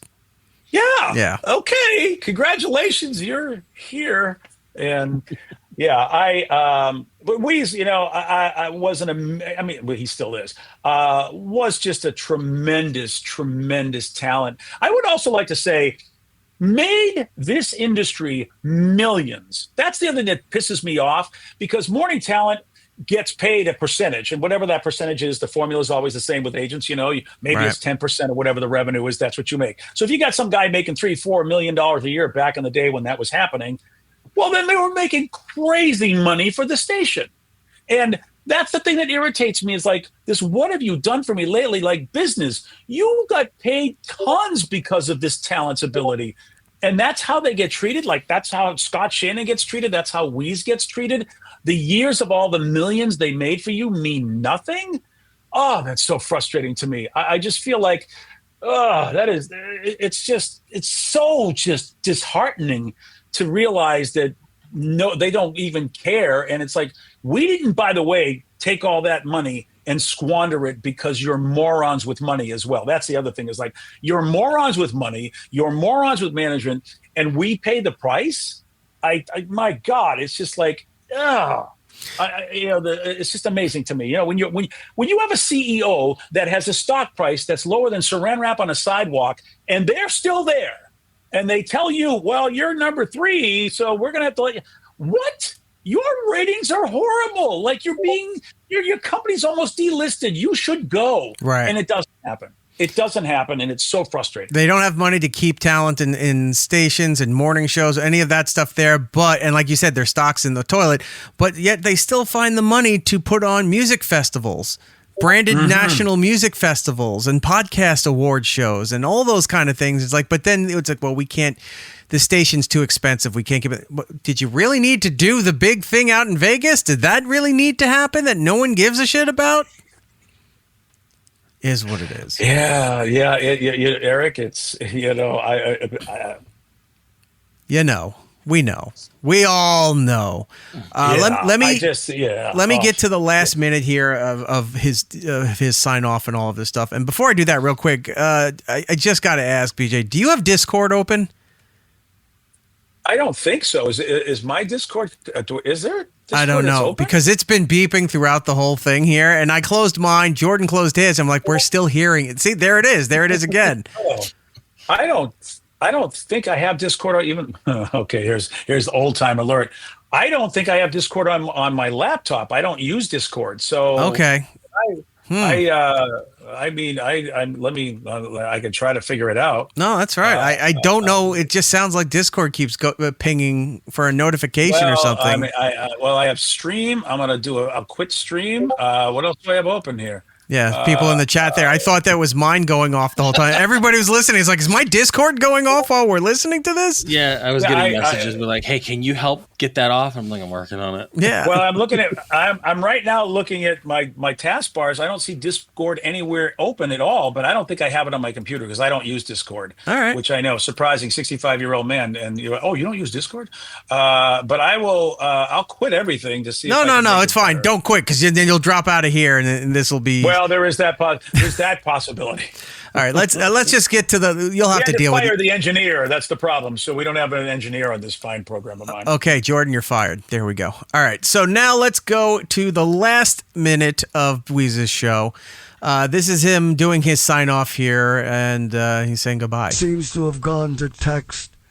And the guy that texted. It jumped back to the original place. Here we go. So that's the deal. I just can't thank people enough. The texts are cryable.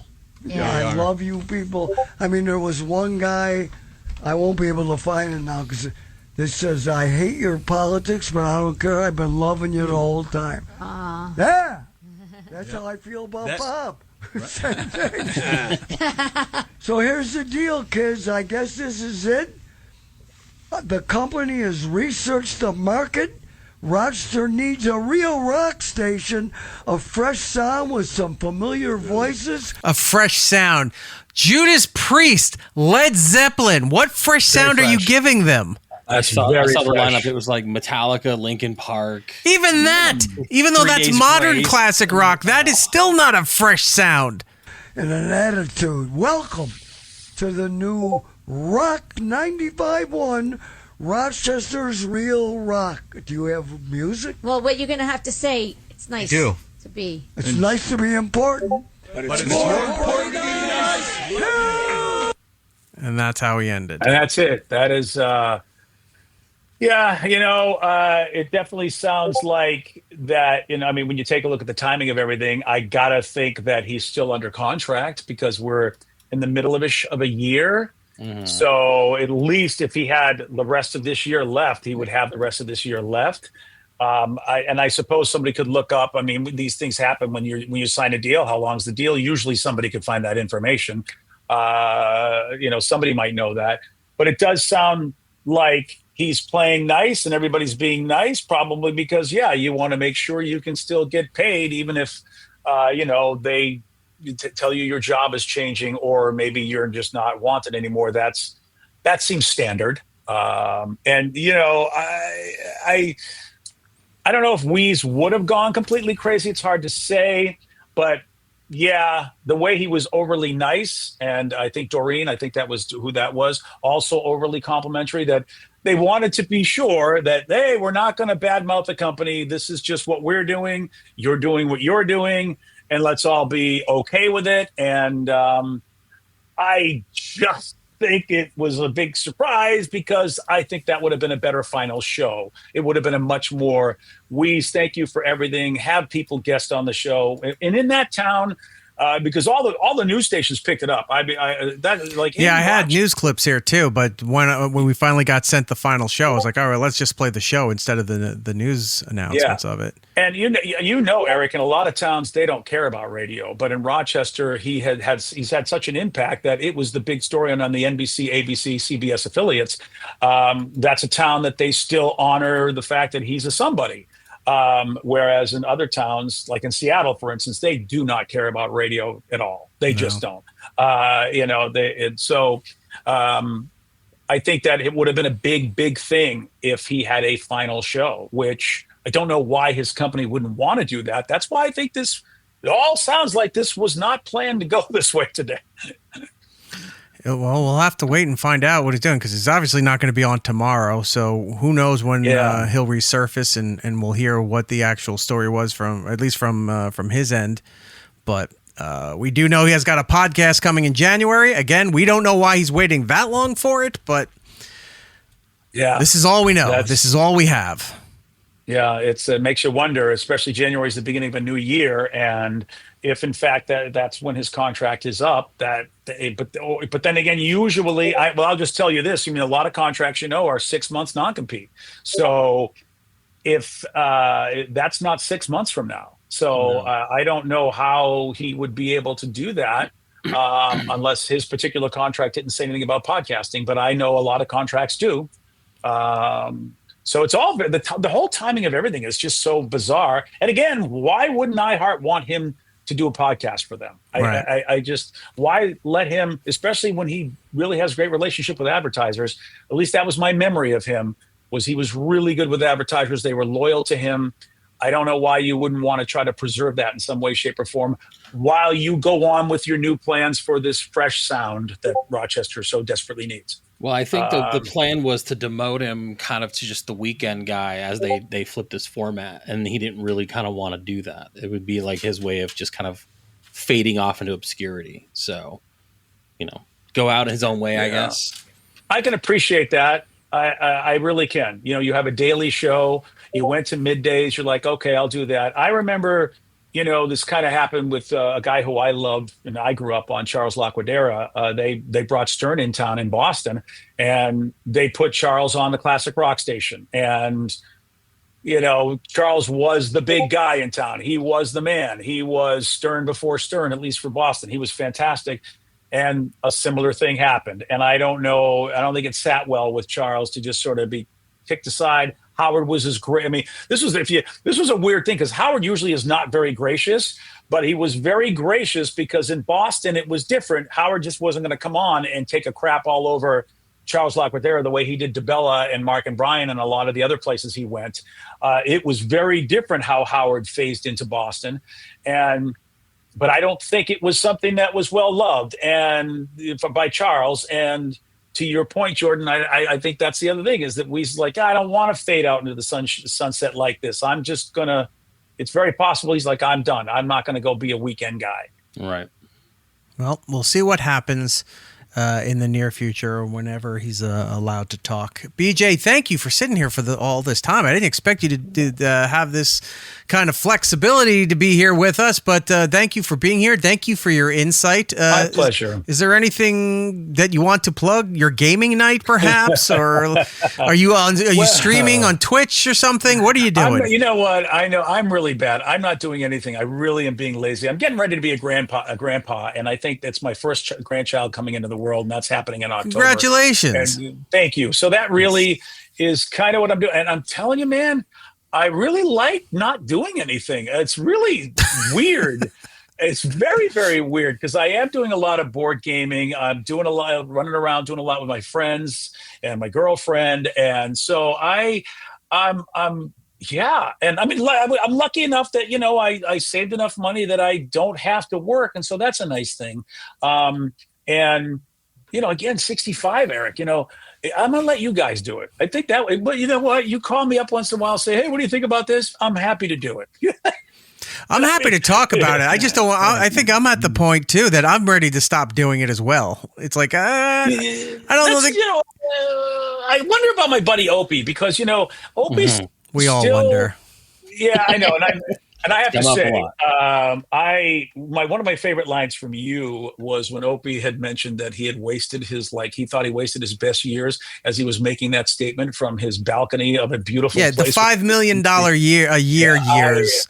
I think I would pull Opie aside because, he's always been great to me, and but I still would pull Opie aside and go, dude, that's ripe for a ridiculous. I mean, someone's going to beat you up for that. You can't say you have a great life. You can't ever. You just can't let no one's going to feel sorry for you ever. You have a great life because of the amount of money you made. And even me, I can complain and say whatever, but I don't have to work.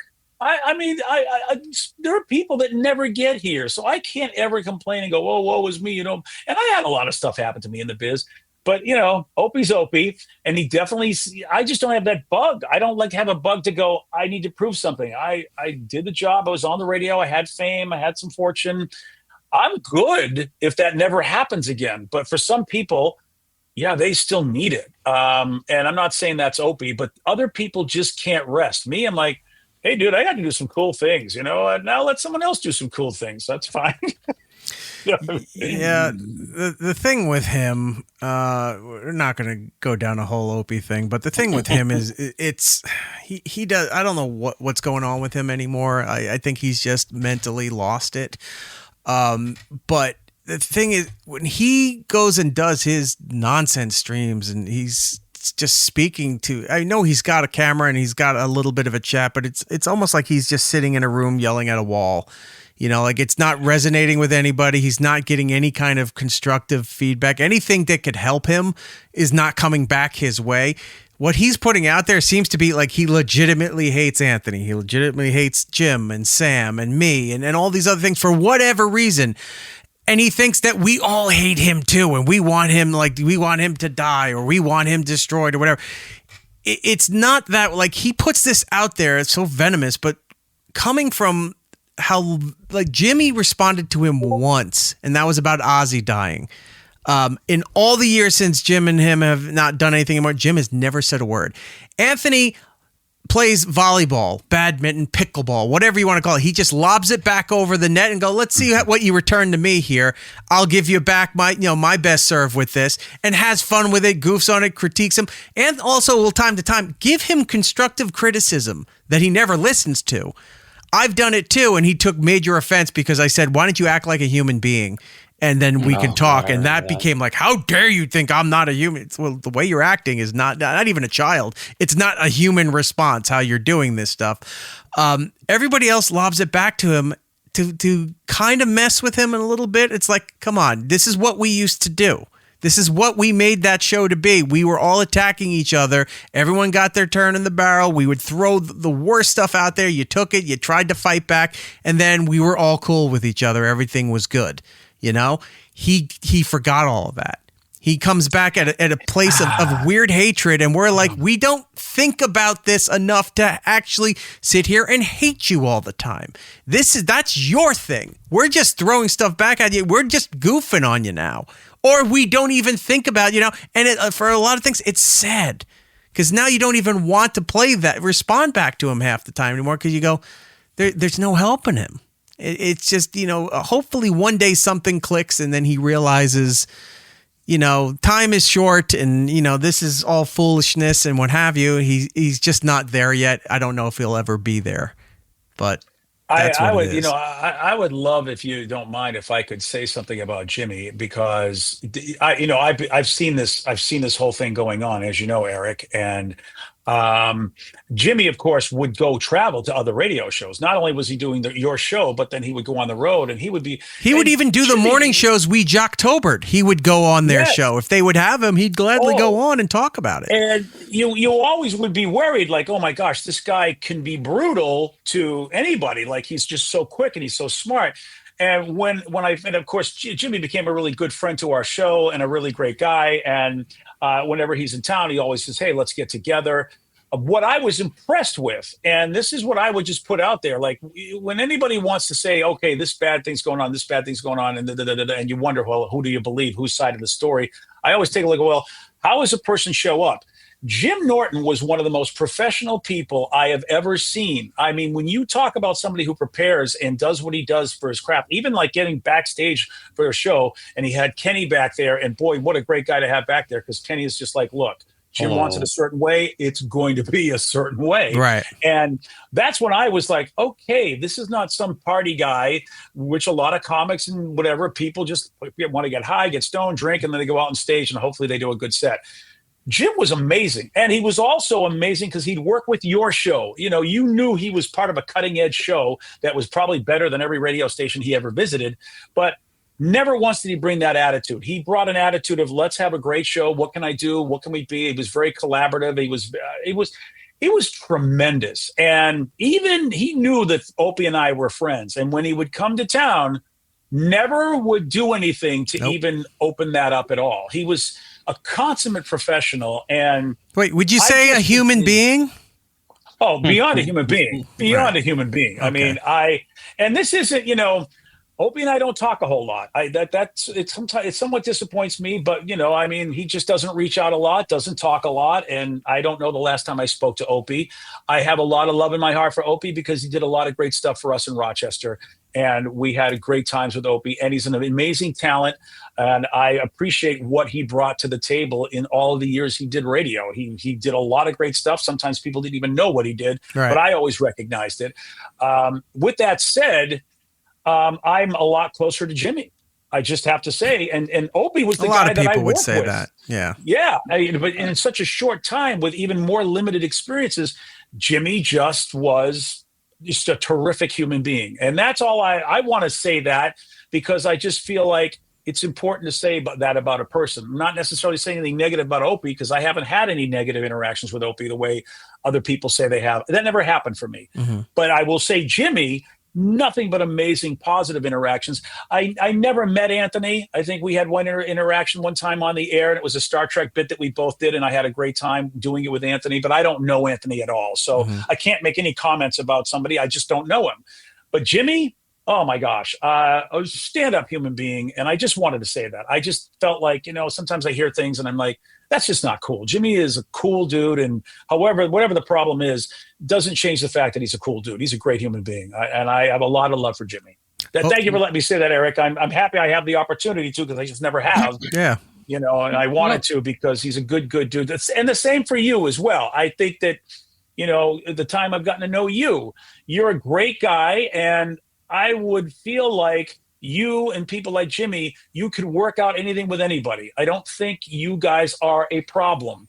And I'm not saying anybody else is a problem. I'm just saying I don't think you guys are a problem. No, everybody else still talks, not to the capacity or the interaction that the audience wants. We're all not getting back together and doing a show and thing, but Anthony's with his new syndicated show on terrestrial. He's back up in New York once a month to do a show from that studio, and Jimmy's there with him every time he's there in New York. So you're getting a little bit of it. You're getting them back together for 3 hours in a radio format. So, obviously limited on what they can say and do with it, but they still were the masters of getting around all of that stuff and saying what they need to say without actually saying it, and exactly what is going on and talking about. So you still get that. Jimmy does his podcast. Ant does his compound stuff, his radio show, all these things. I have a thing. Sam's doing his thing on Sirius XM plus rest. Everybody does their own shit, but if Sam called tomorrow, I'd pick up the phone. I'm like, hey, what's going on? Or same thing. I've reached out to Jimmy on a few things. We talk, and everyone still talks. Just one of them doesn't, and that's unfortunate. We can't make you be friends with everybody. Yeah, that's disappointing, because you guys had such great radio. You guys, they did such great radio, and that's sad to me, because I would like to think I would always try to heal it, because look at the great things we did. Let me see if I can overcome whatever I'm bothered by. But that's who I am. I want to be able to do that. And I didn't always get along with Wease. I was very bitter, very jealous, and I had to get my act together quickly, because as it turns out, he was a great guy, and I was the one with a problem. And Wease has got such a big heart, and and it's always been loving towards me. But I was so bitter for a while that I wouldn't talk to Wease. But I had to get my act together, Eric. I'm the one that had to look in the mirror and go, wait a minute. It seems like everybody loves the guy but me. Do you think it's me? Maybe it's me. And I would hope that for everybody involved, because you guys did great stuff. You guys were the top people in your profession. You don't get to do what Opie and Anthony and all the people that were on that show. You don't get to accomplish that. We all look up to you and go, my God, you guys are the gold standard. And that's worth celebrating, and somehow figuring out a way to put the stuff aside and remember you guys did something great that not everybody did. Not everybody gets to say that's in this industry. You guys do. Eric, you always will have that.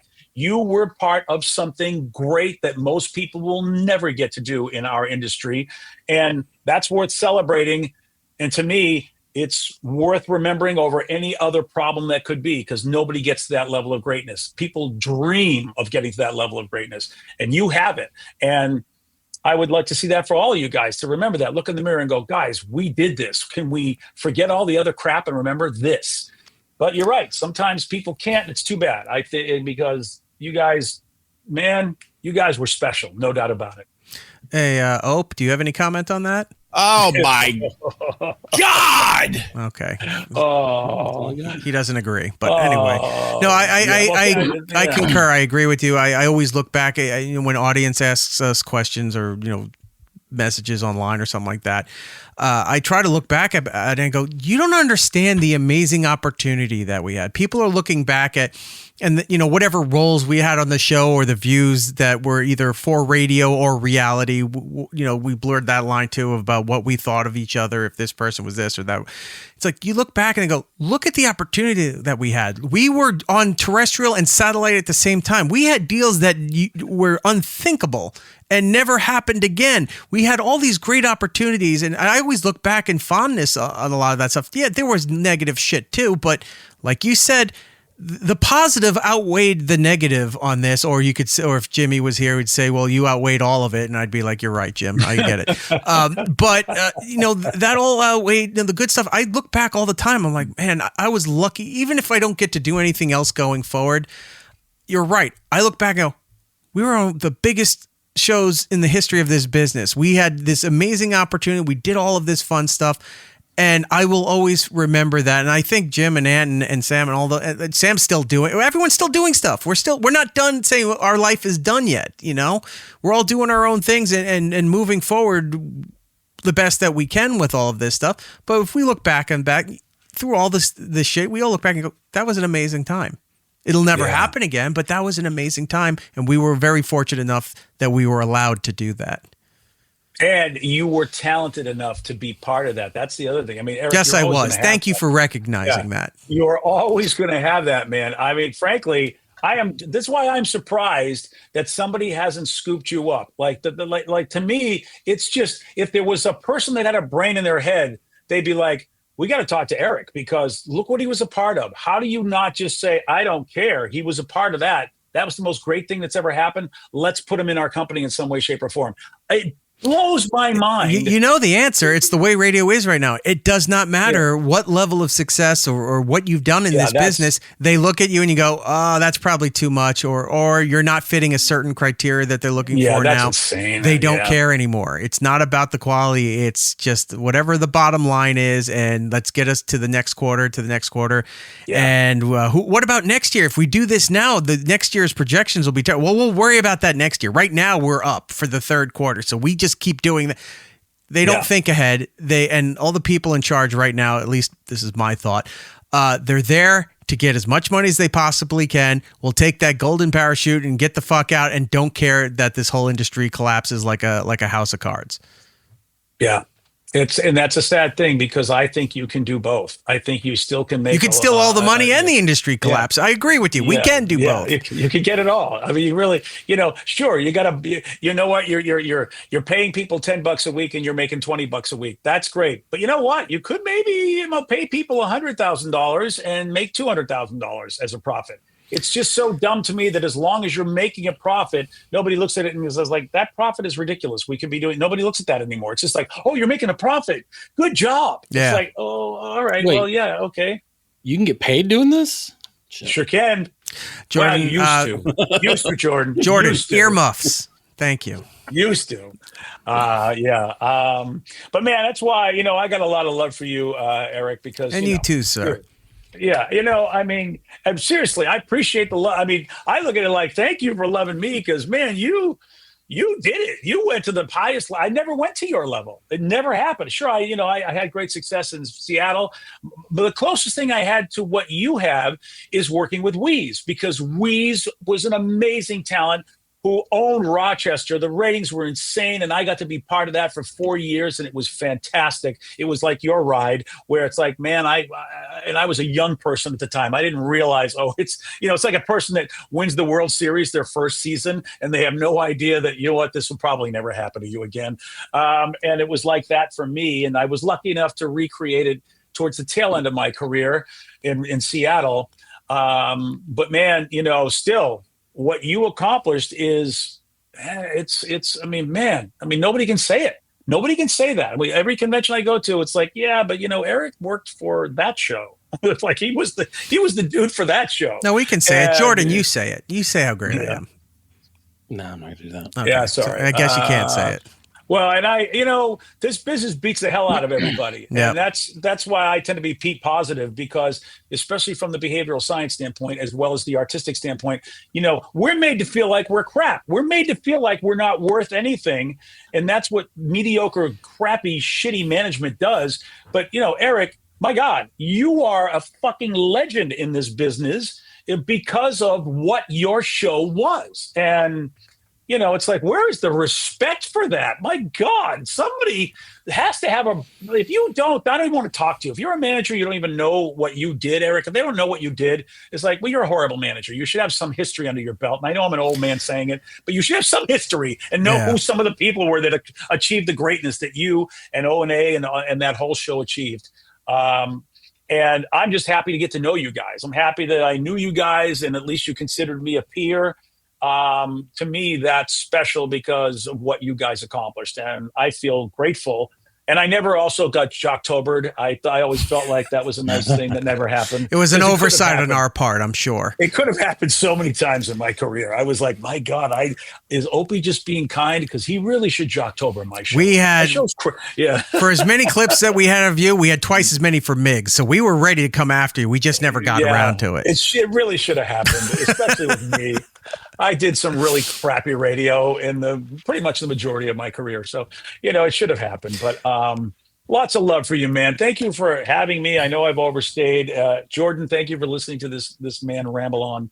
And anytime you guys want to talk to biz, I love doing it, especially if we get to take a crap on management from time to time. No, come back. Let's talk gaming. I will fucking shit talk you to hell and back for Settlers of Catan or something along those lines. Look at you. And that's the only board game I could think of right now. You're bringing up a game from the 80s. Not bad. You're doing good. Again, good that's job. all I could think of. But, if you're doing online gaming, something like that, let us know. We'll hop in and have a good time and all. BJ, you're welcome back anytime, my friend. Thank you for coming and doing this with us.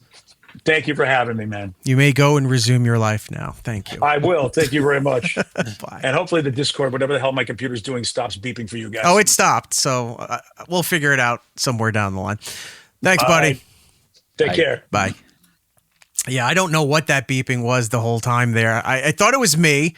And then I closed my stuff and I was like, it's still going. I'm messaging Jordan. I'm like, could you shut your Discord off? It's making all this noise. Shut it down too. And then it got to the point I'm like, it has to be him. It has to be his. And then he's like, I don't have it on here. I'm like, it's still making noise. What's going? Imagine he didn't have it on his Discord and it still was making the noise. Like it's not even installed on this thing. How is it happening?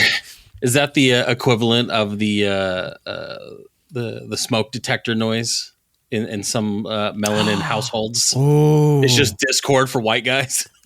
We should do that. So for the black content, we play that. For the white content, like white trash people, whatever, you just start hearing the Discord blip. Yeah, it's just the Discord noise. Oh, please make a note of that. We'll pull that for next time here. So that went a lot longer than I thought, but it was hopefully interesting. To people out there. I know it'll do well for when it's clipped and later. Right. I'm sure the OPE stuff's going to be sent somewhere. But, the thing with Wease, we don't have time to do all the other radio stuff that we have. 2 hours of that. That was something. Maybe we could do something to cleanse the palate. Do you want to do the football stuff real quick? Or you think? Yeah, we can. Right. Football season's here. It's queer. Get used to it. Yeah, it's actually the game has been playing. We've already gone past halftime. I've been keeping an eye on it, and it's rain delayed. Inclement weather. In football, there's a rain delay? Football. I thought football, you play through everything. Unless it's lightning, they play through everything. It might be lightning causing it, but yeah, they're on a delay. Oh. I'm going to check in right now, but yeah, last I saw maybe 10, 15 minutes ago, they were still on a... I thought maybe it was a delay because it's Philly and a lot of N-words were being thrown around willy-nilly on NBC broadcasts, but who knows? I wanted to, because football's here. It's the start of the season. As we're doing this show, it's the Cowboys and the Eagles playing, and then you'd think that would be the big story, but it's already been overshadowed, and for a while it has been, about the Friday game, which is live from Brazil, Sao Paulo, Brazil, which is Portuguese for Brazil, and it's the Chargers and your Kansas City Chiefs. And it's not even home team advantage for you. You guys are the away team for this, right? I believe so, yeah. That's so weird that they did it that way. But yeah, that's being streamed. Is that the YouTube game? Yeah, so that's going to be you can get it on the normal ESPN Plus and all this stuff, but they're doing YouTube, they're doing it for free. So you should be able to catch it on YouTube for free. I believe it's I didn't think it was Eastern, part of like a pay package. I figured it wasn't on, because I didn't see it on broadcast or the cable TV schedule, so I was assuming it was the YouTube one. Yeah, it's going to be free on YouTube. So all right.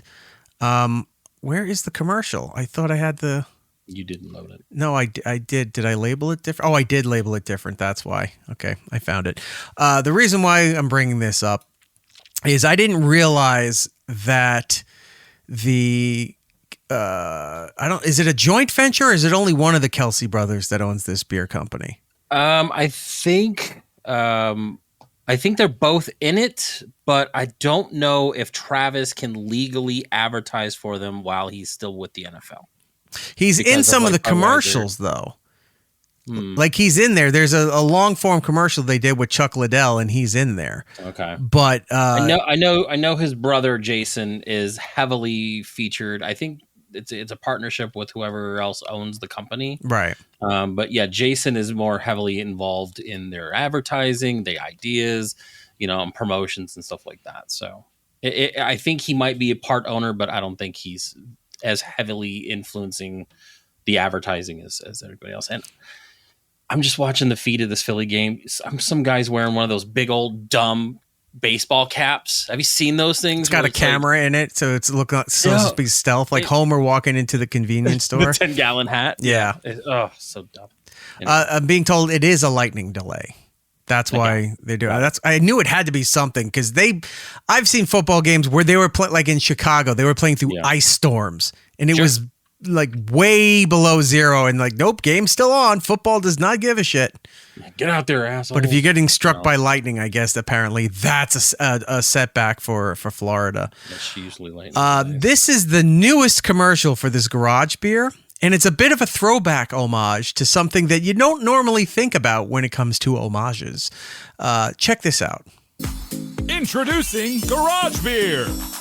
Hi, Jason Kelce here with Garage Beer. Are you tired of boring watered-down brews that leave you feeling flat? What was this guy? What was the product that he used to?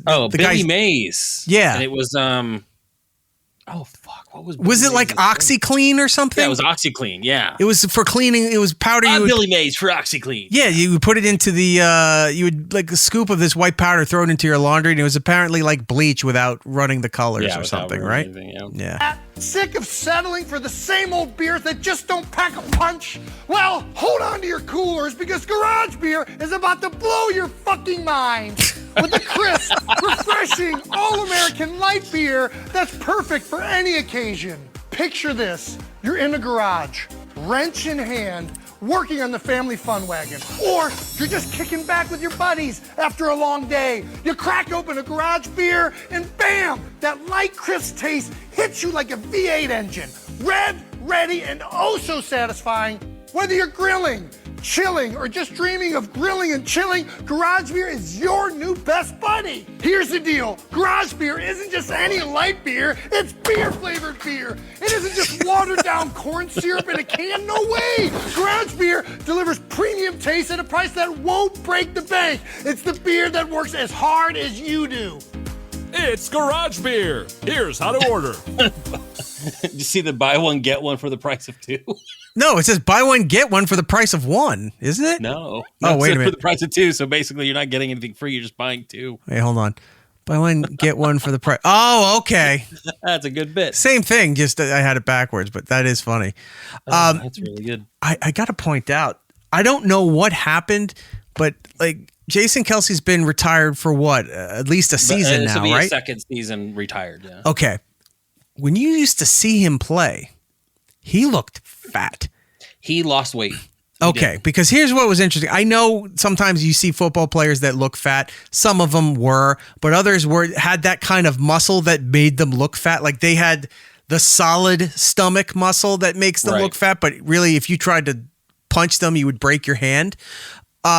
He always looked heavy on the field whenever they do close-ups or whatever, especially during the Super Bowl win that they had there, and you were like, wow, he's huge, but a football player can get away with it. He's been retired for how long? About almost 2 years. Usually some football players get fat after they leave. Like you see some Hall of Famers and they've got that silk golf shirt tucked in a little too tight when they're doing quick hits on the field for whatever preseason football games going on or what have you. He went the opposite way. Mm-hmm. He was heavy on the field and lost all the weight, and good on him because that's the first time I think I've actually gotten a good look at him since he left the field because his podcast is from here up. You can't tell. Right. Yeah, no, I've heard them talking about it, but yeah, he's lost the weight, and then he used Just for Men, like the beard stuff on his hair and beard because usually it's a little more pepper. He's a little older. And they were kind of giving him a hard time for that because he did it just for this particular commercial. That way he looks more like Billy Mays because that is way too dark, like for his beard and hair. Woodpit in the chat saying very few people are that large naturally. Yeah, well, when you're playing football, some of those guys, especially like on the defensive team and stuff like that, gained the weight so that you couldn't get past them. You know, like, remember, this is really dating, but like Refrigerator Perry. He was named Refrigerator Perry because he was a big fucking guy that you were not going to get past. Part muscle, a lot of fat. Mm-hmm. And it worked. So they're allowed to get away with that. Certain wrestlers can be fat too, and it works for them. But all in all, you don't leave the profession and lose the weight, is what I'm saying. And good on him for figuring out how to do that. They used to have the Refrigerator Perry G.I. Joe. I would like to say, I just spaced now. What the fuck was I going to say? I would like you to say it too, but it ain't happening. Oh, I know. I would like to say it would be fantastic if he continues on, and then like the next commercial, he's Don West. You know, when he's doing the McGuire rookie card, that kind of thing, where he just comes out there and he's hawking garage beer. Don West did the cards for, what was it, Home Shopping Network or QVC? So. I don't remember, one of those. But if he's up there doing, like, if he could start doing these if he shows up in the question mark jacket, the guy with the glasses, trying to tell you about how to invest in real estate. Oh, that's so funny. I think there's something they could definitely do with this. Let me give the old Kelce a call. I'll talk to Tay-Tay and have her pass the message along to give me a call. And we'll make this happen. And then we can leave this radio business forever. That's so funny. So we have that. And then I want to wrap up a storyline here that I didn't think was going to be a storyline, but apparently it was. So last time we talked about this, we talked about our old producer, Lewis Johnson, better known as Black Lou, if you are a fan of The Bonfire with Jay Okerson and Robert Kelly. And he showed up on a podcast that was just broadcasting, I guess, from the parking lot or something of a NASCAR race. And he walked over there and was talking to him, and they talked to him, and they found out who he was, what he did. And we played a little game called Will Lewis Johnson Mention This Show? And Jordan, refresh the audience as to how did that end? He did not. He did named, not. I think he went 30 minutes of just naming every show under the sun except for this particular program. Yes, so when he said, and that's how I got to the bonfire. Denied.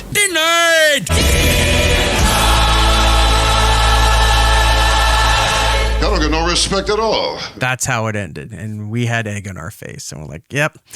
And I said, we love Lewis and it was all good, but it was just disappointing that he didn't mention that. And we talked about how other people that used to be on this show don't mention this show when they went on other projects and stuff, right? And that's still true. Well, I sent a clip over to Lewis to get his thoughts on this, right? And he goes, what are you talking about? And he's like, of course I did. I go, no, you didn't. Here's the segment. And he goes, well, that's edited. I go, what are you talking about? And he goes, I absolutely did say that. And I go, dude, I don't see it here. The clip I had is what they put up. It was mainly, it's here with Lewis. I didn't realize they edited this thing to get to the point where they talk about their relationship with Shane Gillis.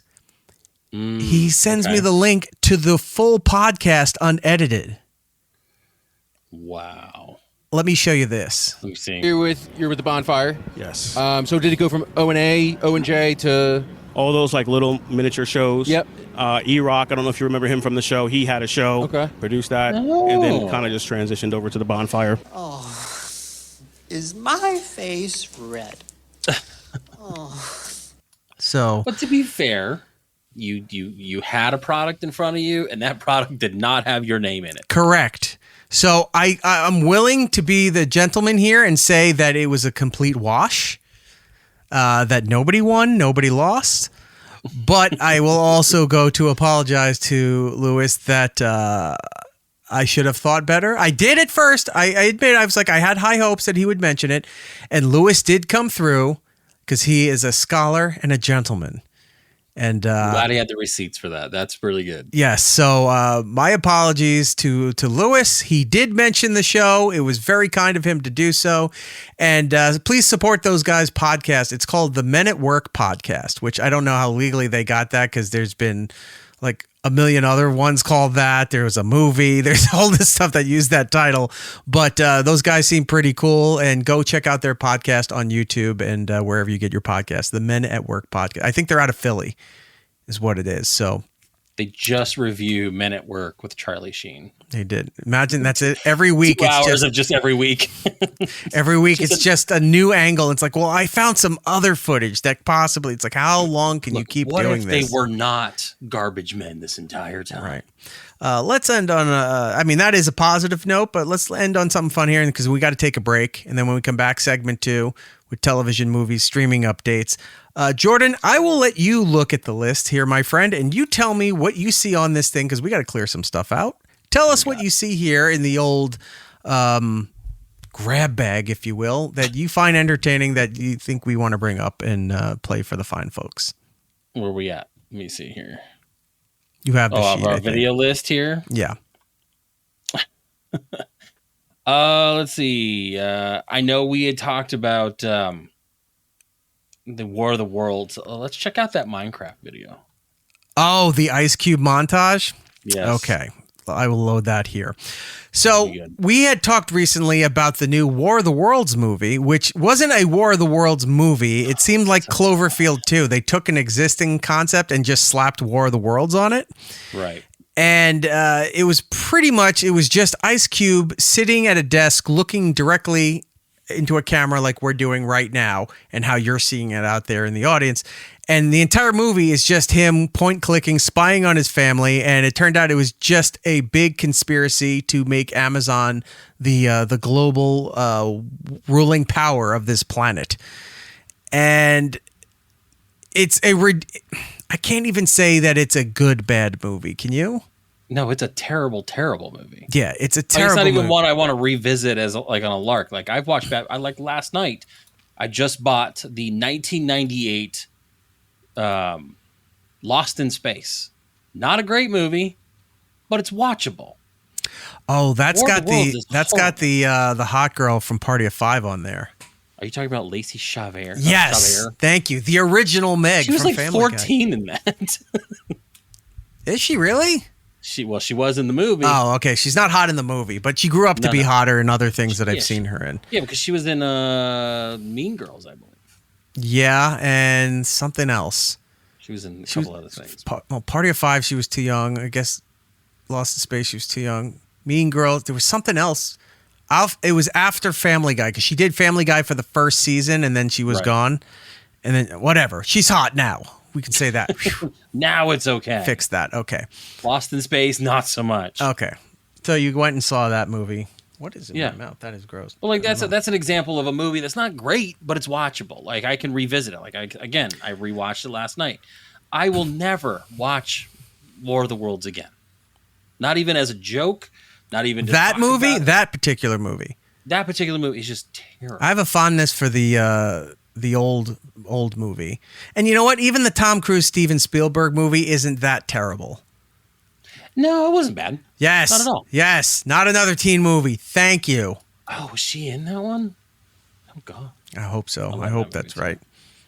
She wasn't the naked European girl walking around in the backpack. I'll tell you that. But that was hilarious. That was hilarious. Are you turning into me? Are you just blurring words together because your mind can't slow down? I know, right? Anyway, point being with all this is that was the concept that they had for War of the Worlds. And I guess the fine people at Minecraft decided to adopt this new way of producing content with Ice Cube sitting in front of a computer the entire time. And they did a whole campaign, and I put it all together. So it's all mixed into this montage here. We're going to show you Ice Cube, insurance claims adjuster, for everything to do with the world of Minecraft.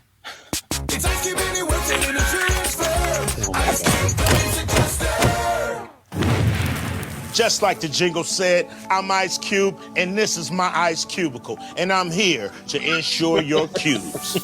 So if you left the gas after dismounting your happy gas, or you just straight up died, I'm so sorry for your loss. Please hang up. Try your call again. It hurts. But you can be entitled to a lump sum settlement. So send me, Ice Cube, a video of your Minecraft mishap and file a cube claim today. Now, hold on. What is going? I don't know. This looks like a Tim and Eric kind of thing from Adult Swim. Right. I'm trying to figure out, is Ice Cube hard up for money? Because I don't think he is.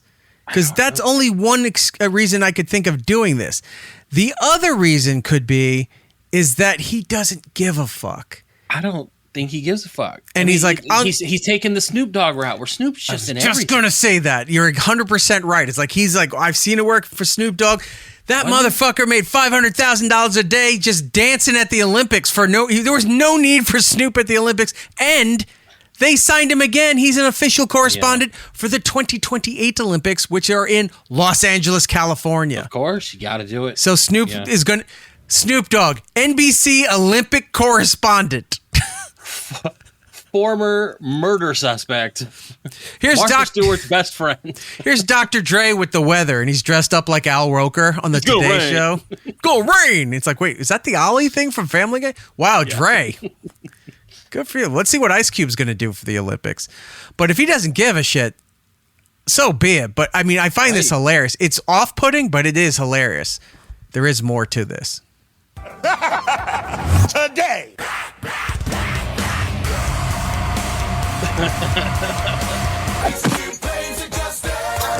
Have you ever played this before?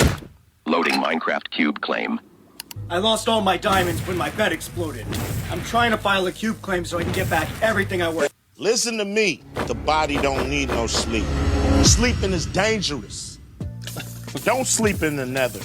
Matter of fact, don't sleep at all. I don't.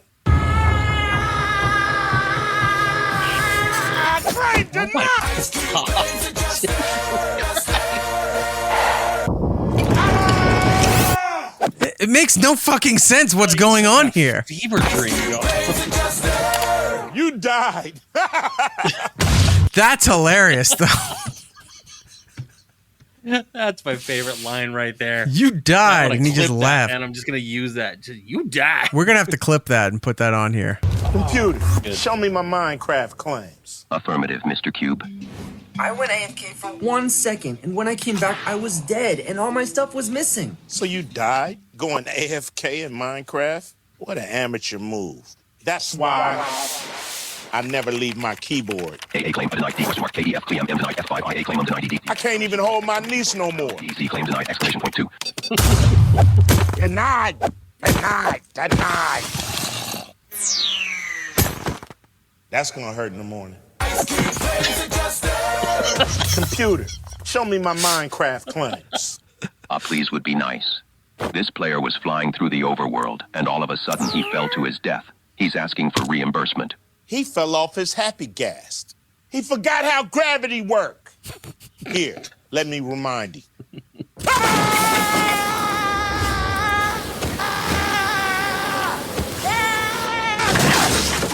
See? It's scary. Don't mess with gravity. Claim denied! Greg. Hey, Cube. Somebody died in Minecraft? Let's review the claim. The best way to get diamonds is to mine straight down, suckers. Wait, ah! Now, if you dig straight down, you're gonna die. If I dig straight down, I just land on Greg in finance. And he's soft. It's fine. He don't care. Don't worry about Greg. Worry about you. Don't die! Claim denied.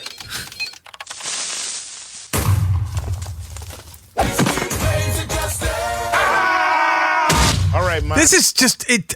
I'm not even high or anything, and I'm tripping out on this. It's like, what is going on here? Oh my god!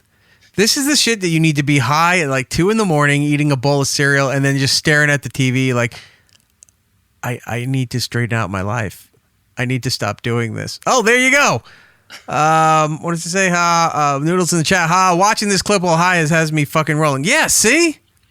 And we're not. At least to my knowledge, I'm not. I don't know what's being piped into this room here, but Minecraft, what nonsense do you got for me today? I'm just opening the chest, minding my business, and bang, creeper destroys me. I've had enough. I see what happened. You let a creeper get you. You gotta be more vigilant. Me, I always stay vigilant, ready to be. Not today, creeper. Gotcha. Claim denied.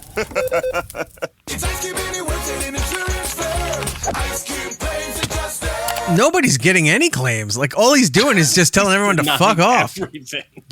You need to pay, but we're not paying you back. Just like real insurance in real life. I was going to say, he's actually doing the job of a real claims adjuster. Looks like we taking a trip to unnecessary land. Come on, man. Denied. What are you doing? Shut up. Claim denied. Oh, denied. You're gonna be approved. Psych, denied. That claim is denied. Deny that. Claim denied. Oh, claim denied. Claim denied. Claim is denied. Claim denied. He's definitely illegal entity. You are denied. Huh?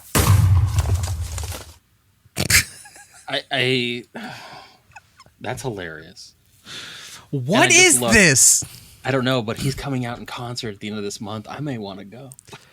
Could you imagine he shows up? And I'm going to wear his shirt of him in Minecraft just to the concert. Could you imagine he shows up, right? And he starts with the traditional of Straight Outta Compton. You hear that? Mm-hmm. Straight Outta Compton, crazy motherfucker named Ice Cube, like that. And you look at the audience, and it's all the same kids that were destroying the theater in the Minecraft movie. Do chicken jockey. Yeah. What if he dresses up as Black Lewis, not Black Lewis Black, Black Jack Black. Yeah. What are you doing with the Minecraft stuff? Oh my God! If he came out as Black Lewis Black, just angry Ice Cube, I'm not doing it. I'm not doing it. What is with this mumble rap today? It's shit. And you're like, oh my God. Just mad. No, but he comes out as Black Jack Black. Just doing, if he dresses up and starts doing lava chicken, then I'm like, all right, maybe we are, the timeline is on the mend here. Maybe we are heading to better times and more prosperous times in this world here. If he's doing the lava chicken and then he's just doing the Minecraft, that's his whole concert, is just denying claims for Minecraft. You go back and go, I remember seeing him on the Family Values tour. You know, when he was doing that stuff. Who else was on that tour? Cypress Hill, I think, was on that tour. I think so. Limp Bizkit, Korn, Stained. Yeah, and this is what he's doing now. Maybe better things are ahead for us. Maybe there is an outlook on humanity that is positive. Because I mean, that was funny. That was really funny. Why do you say that? I just saw Ice Cube singing Lava Chicken as a Black Jack Black. That's so funny. This has been the best year. I don't even need a Christmas present. All right. Old Restless, Ice Cube rapped with Korn. Yeah. He did. He did Children of the Corn on the... Yay! I'm the children of the corn. Yeah. That was a good album. I like that one. All right. Follow the Leader was like 98. We need to take a break, right? Yeah, we got to go take a break. We got to do segment 2 and get through all that stuff. So we're going to take a break. We'll be right back. Hopefully you're still there. More, it's Eric Nagel. It's Eric Nagel. Next.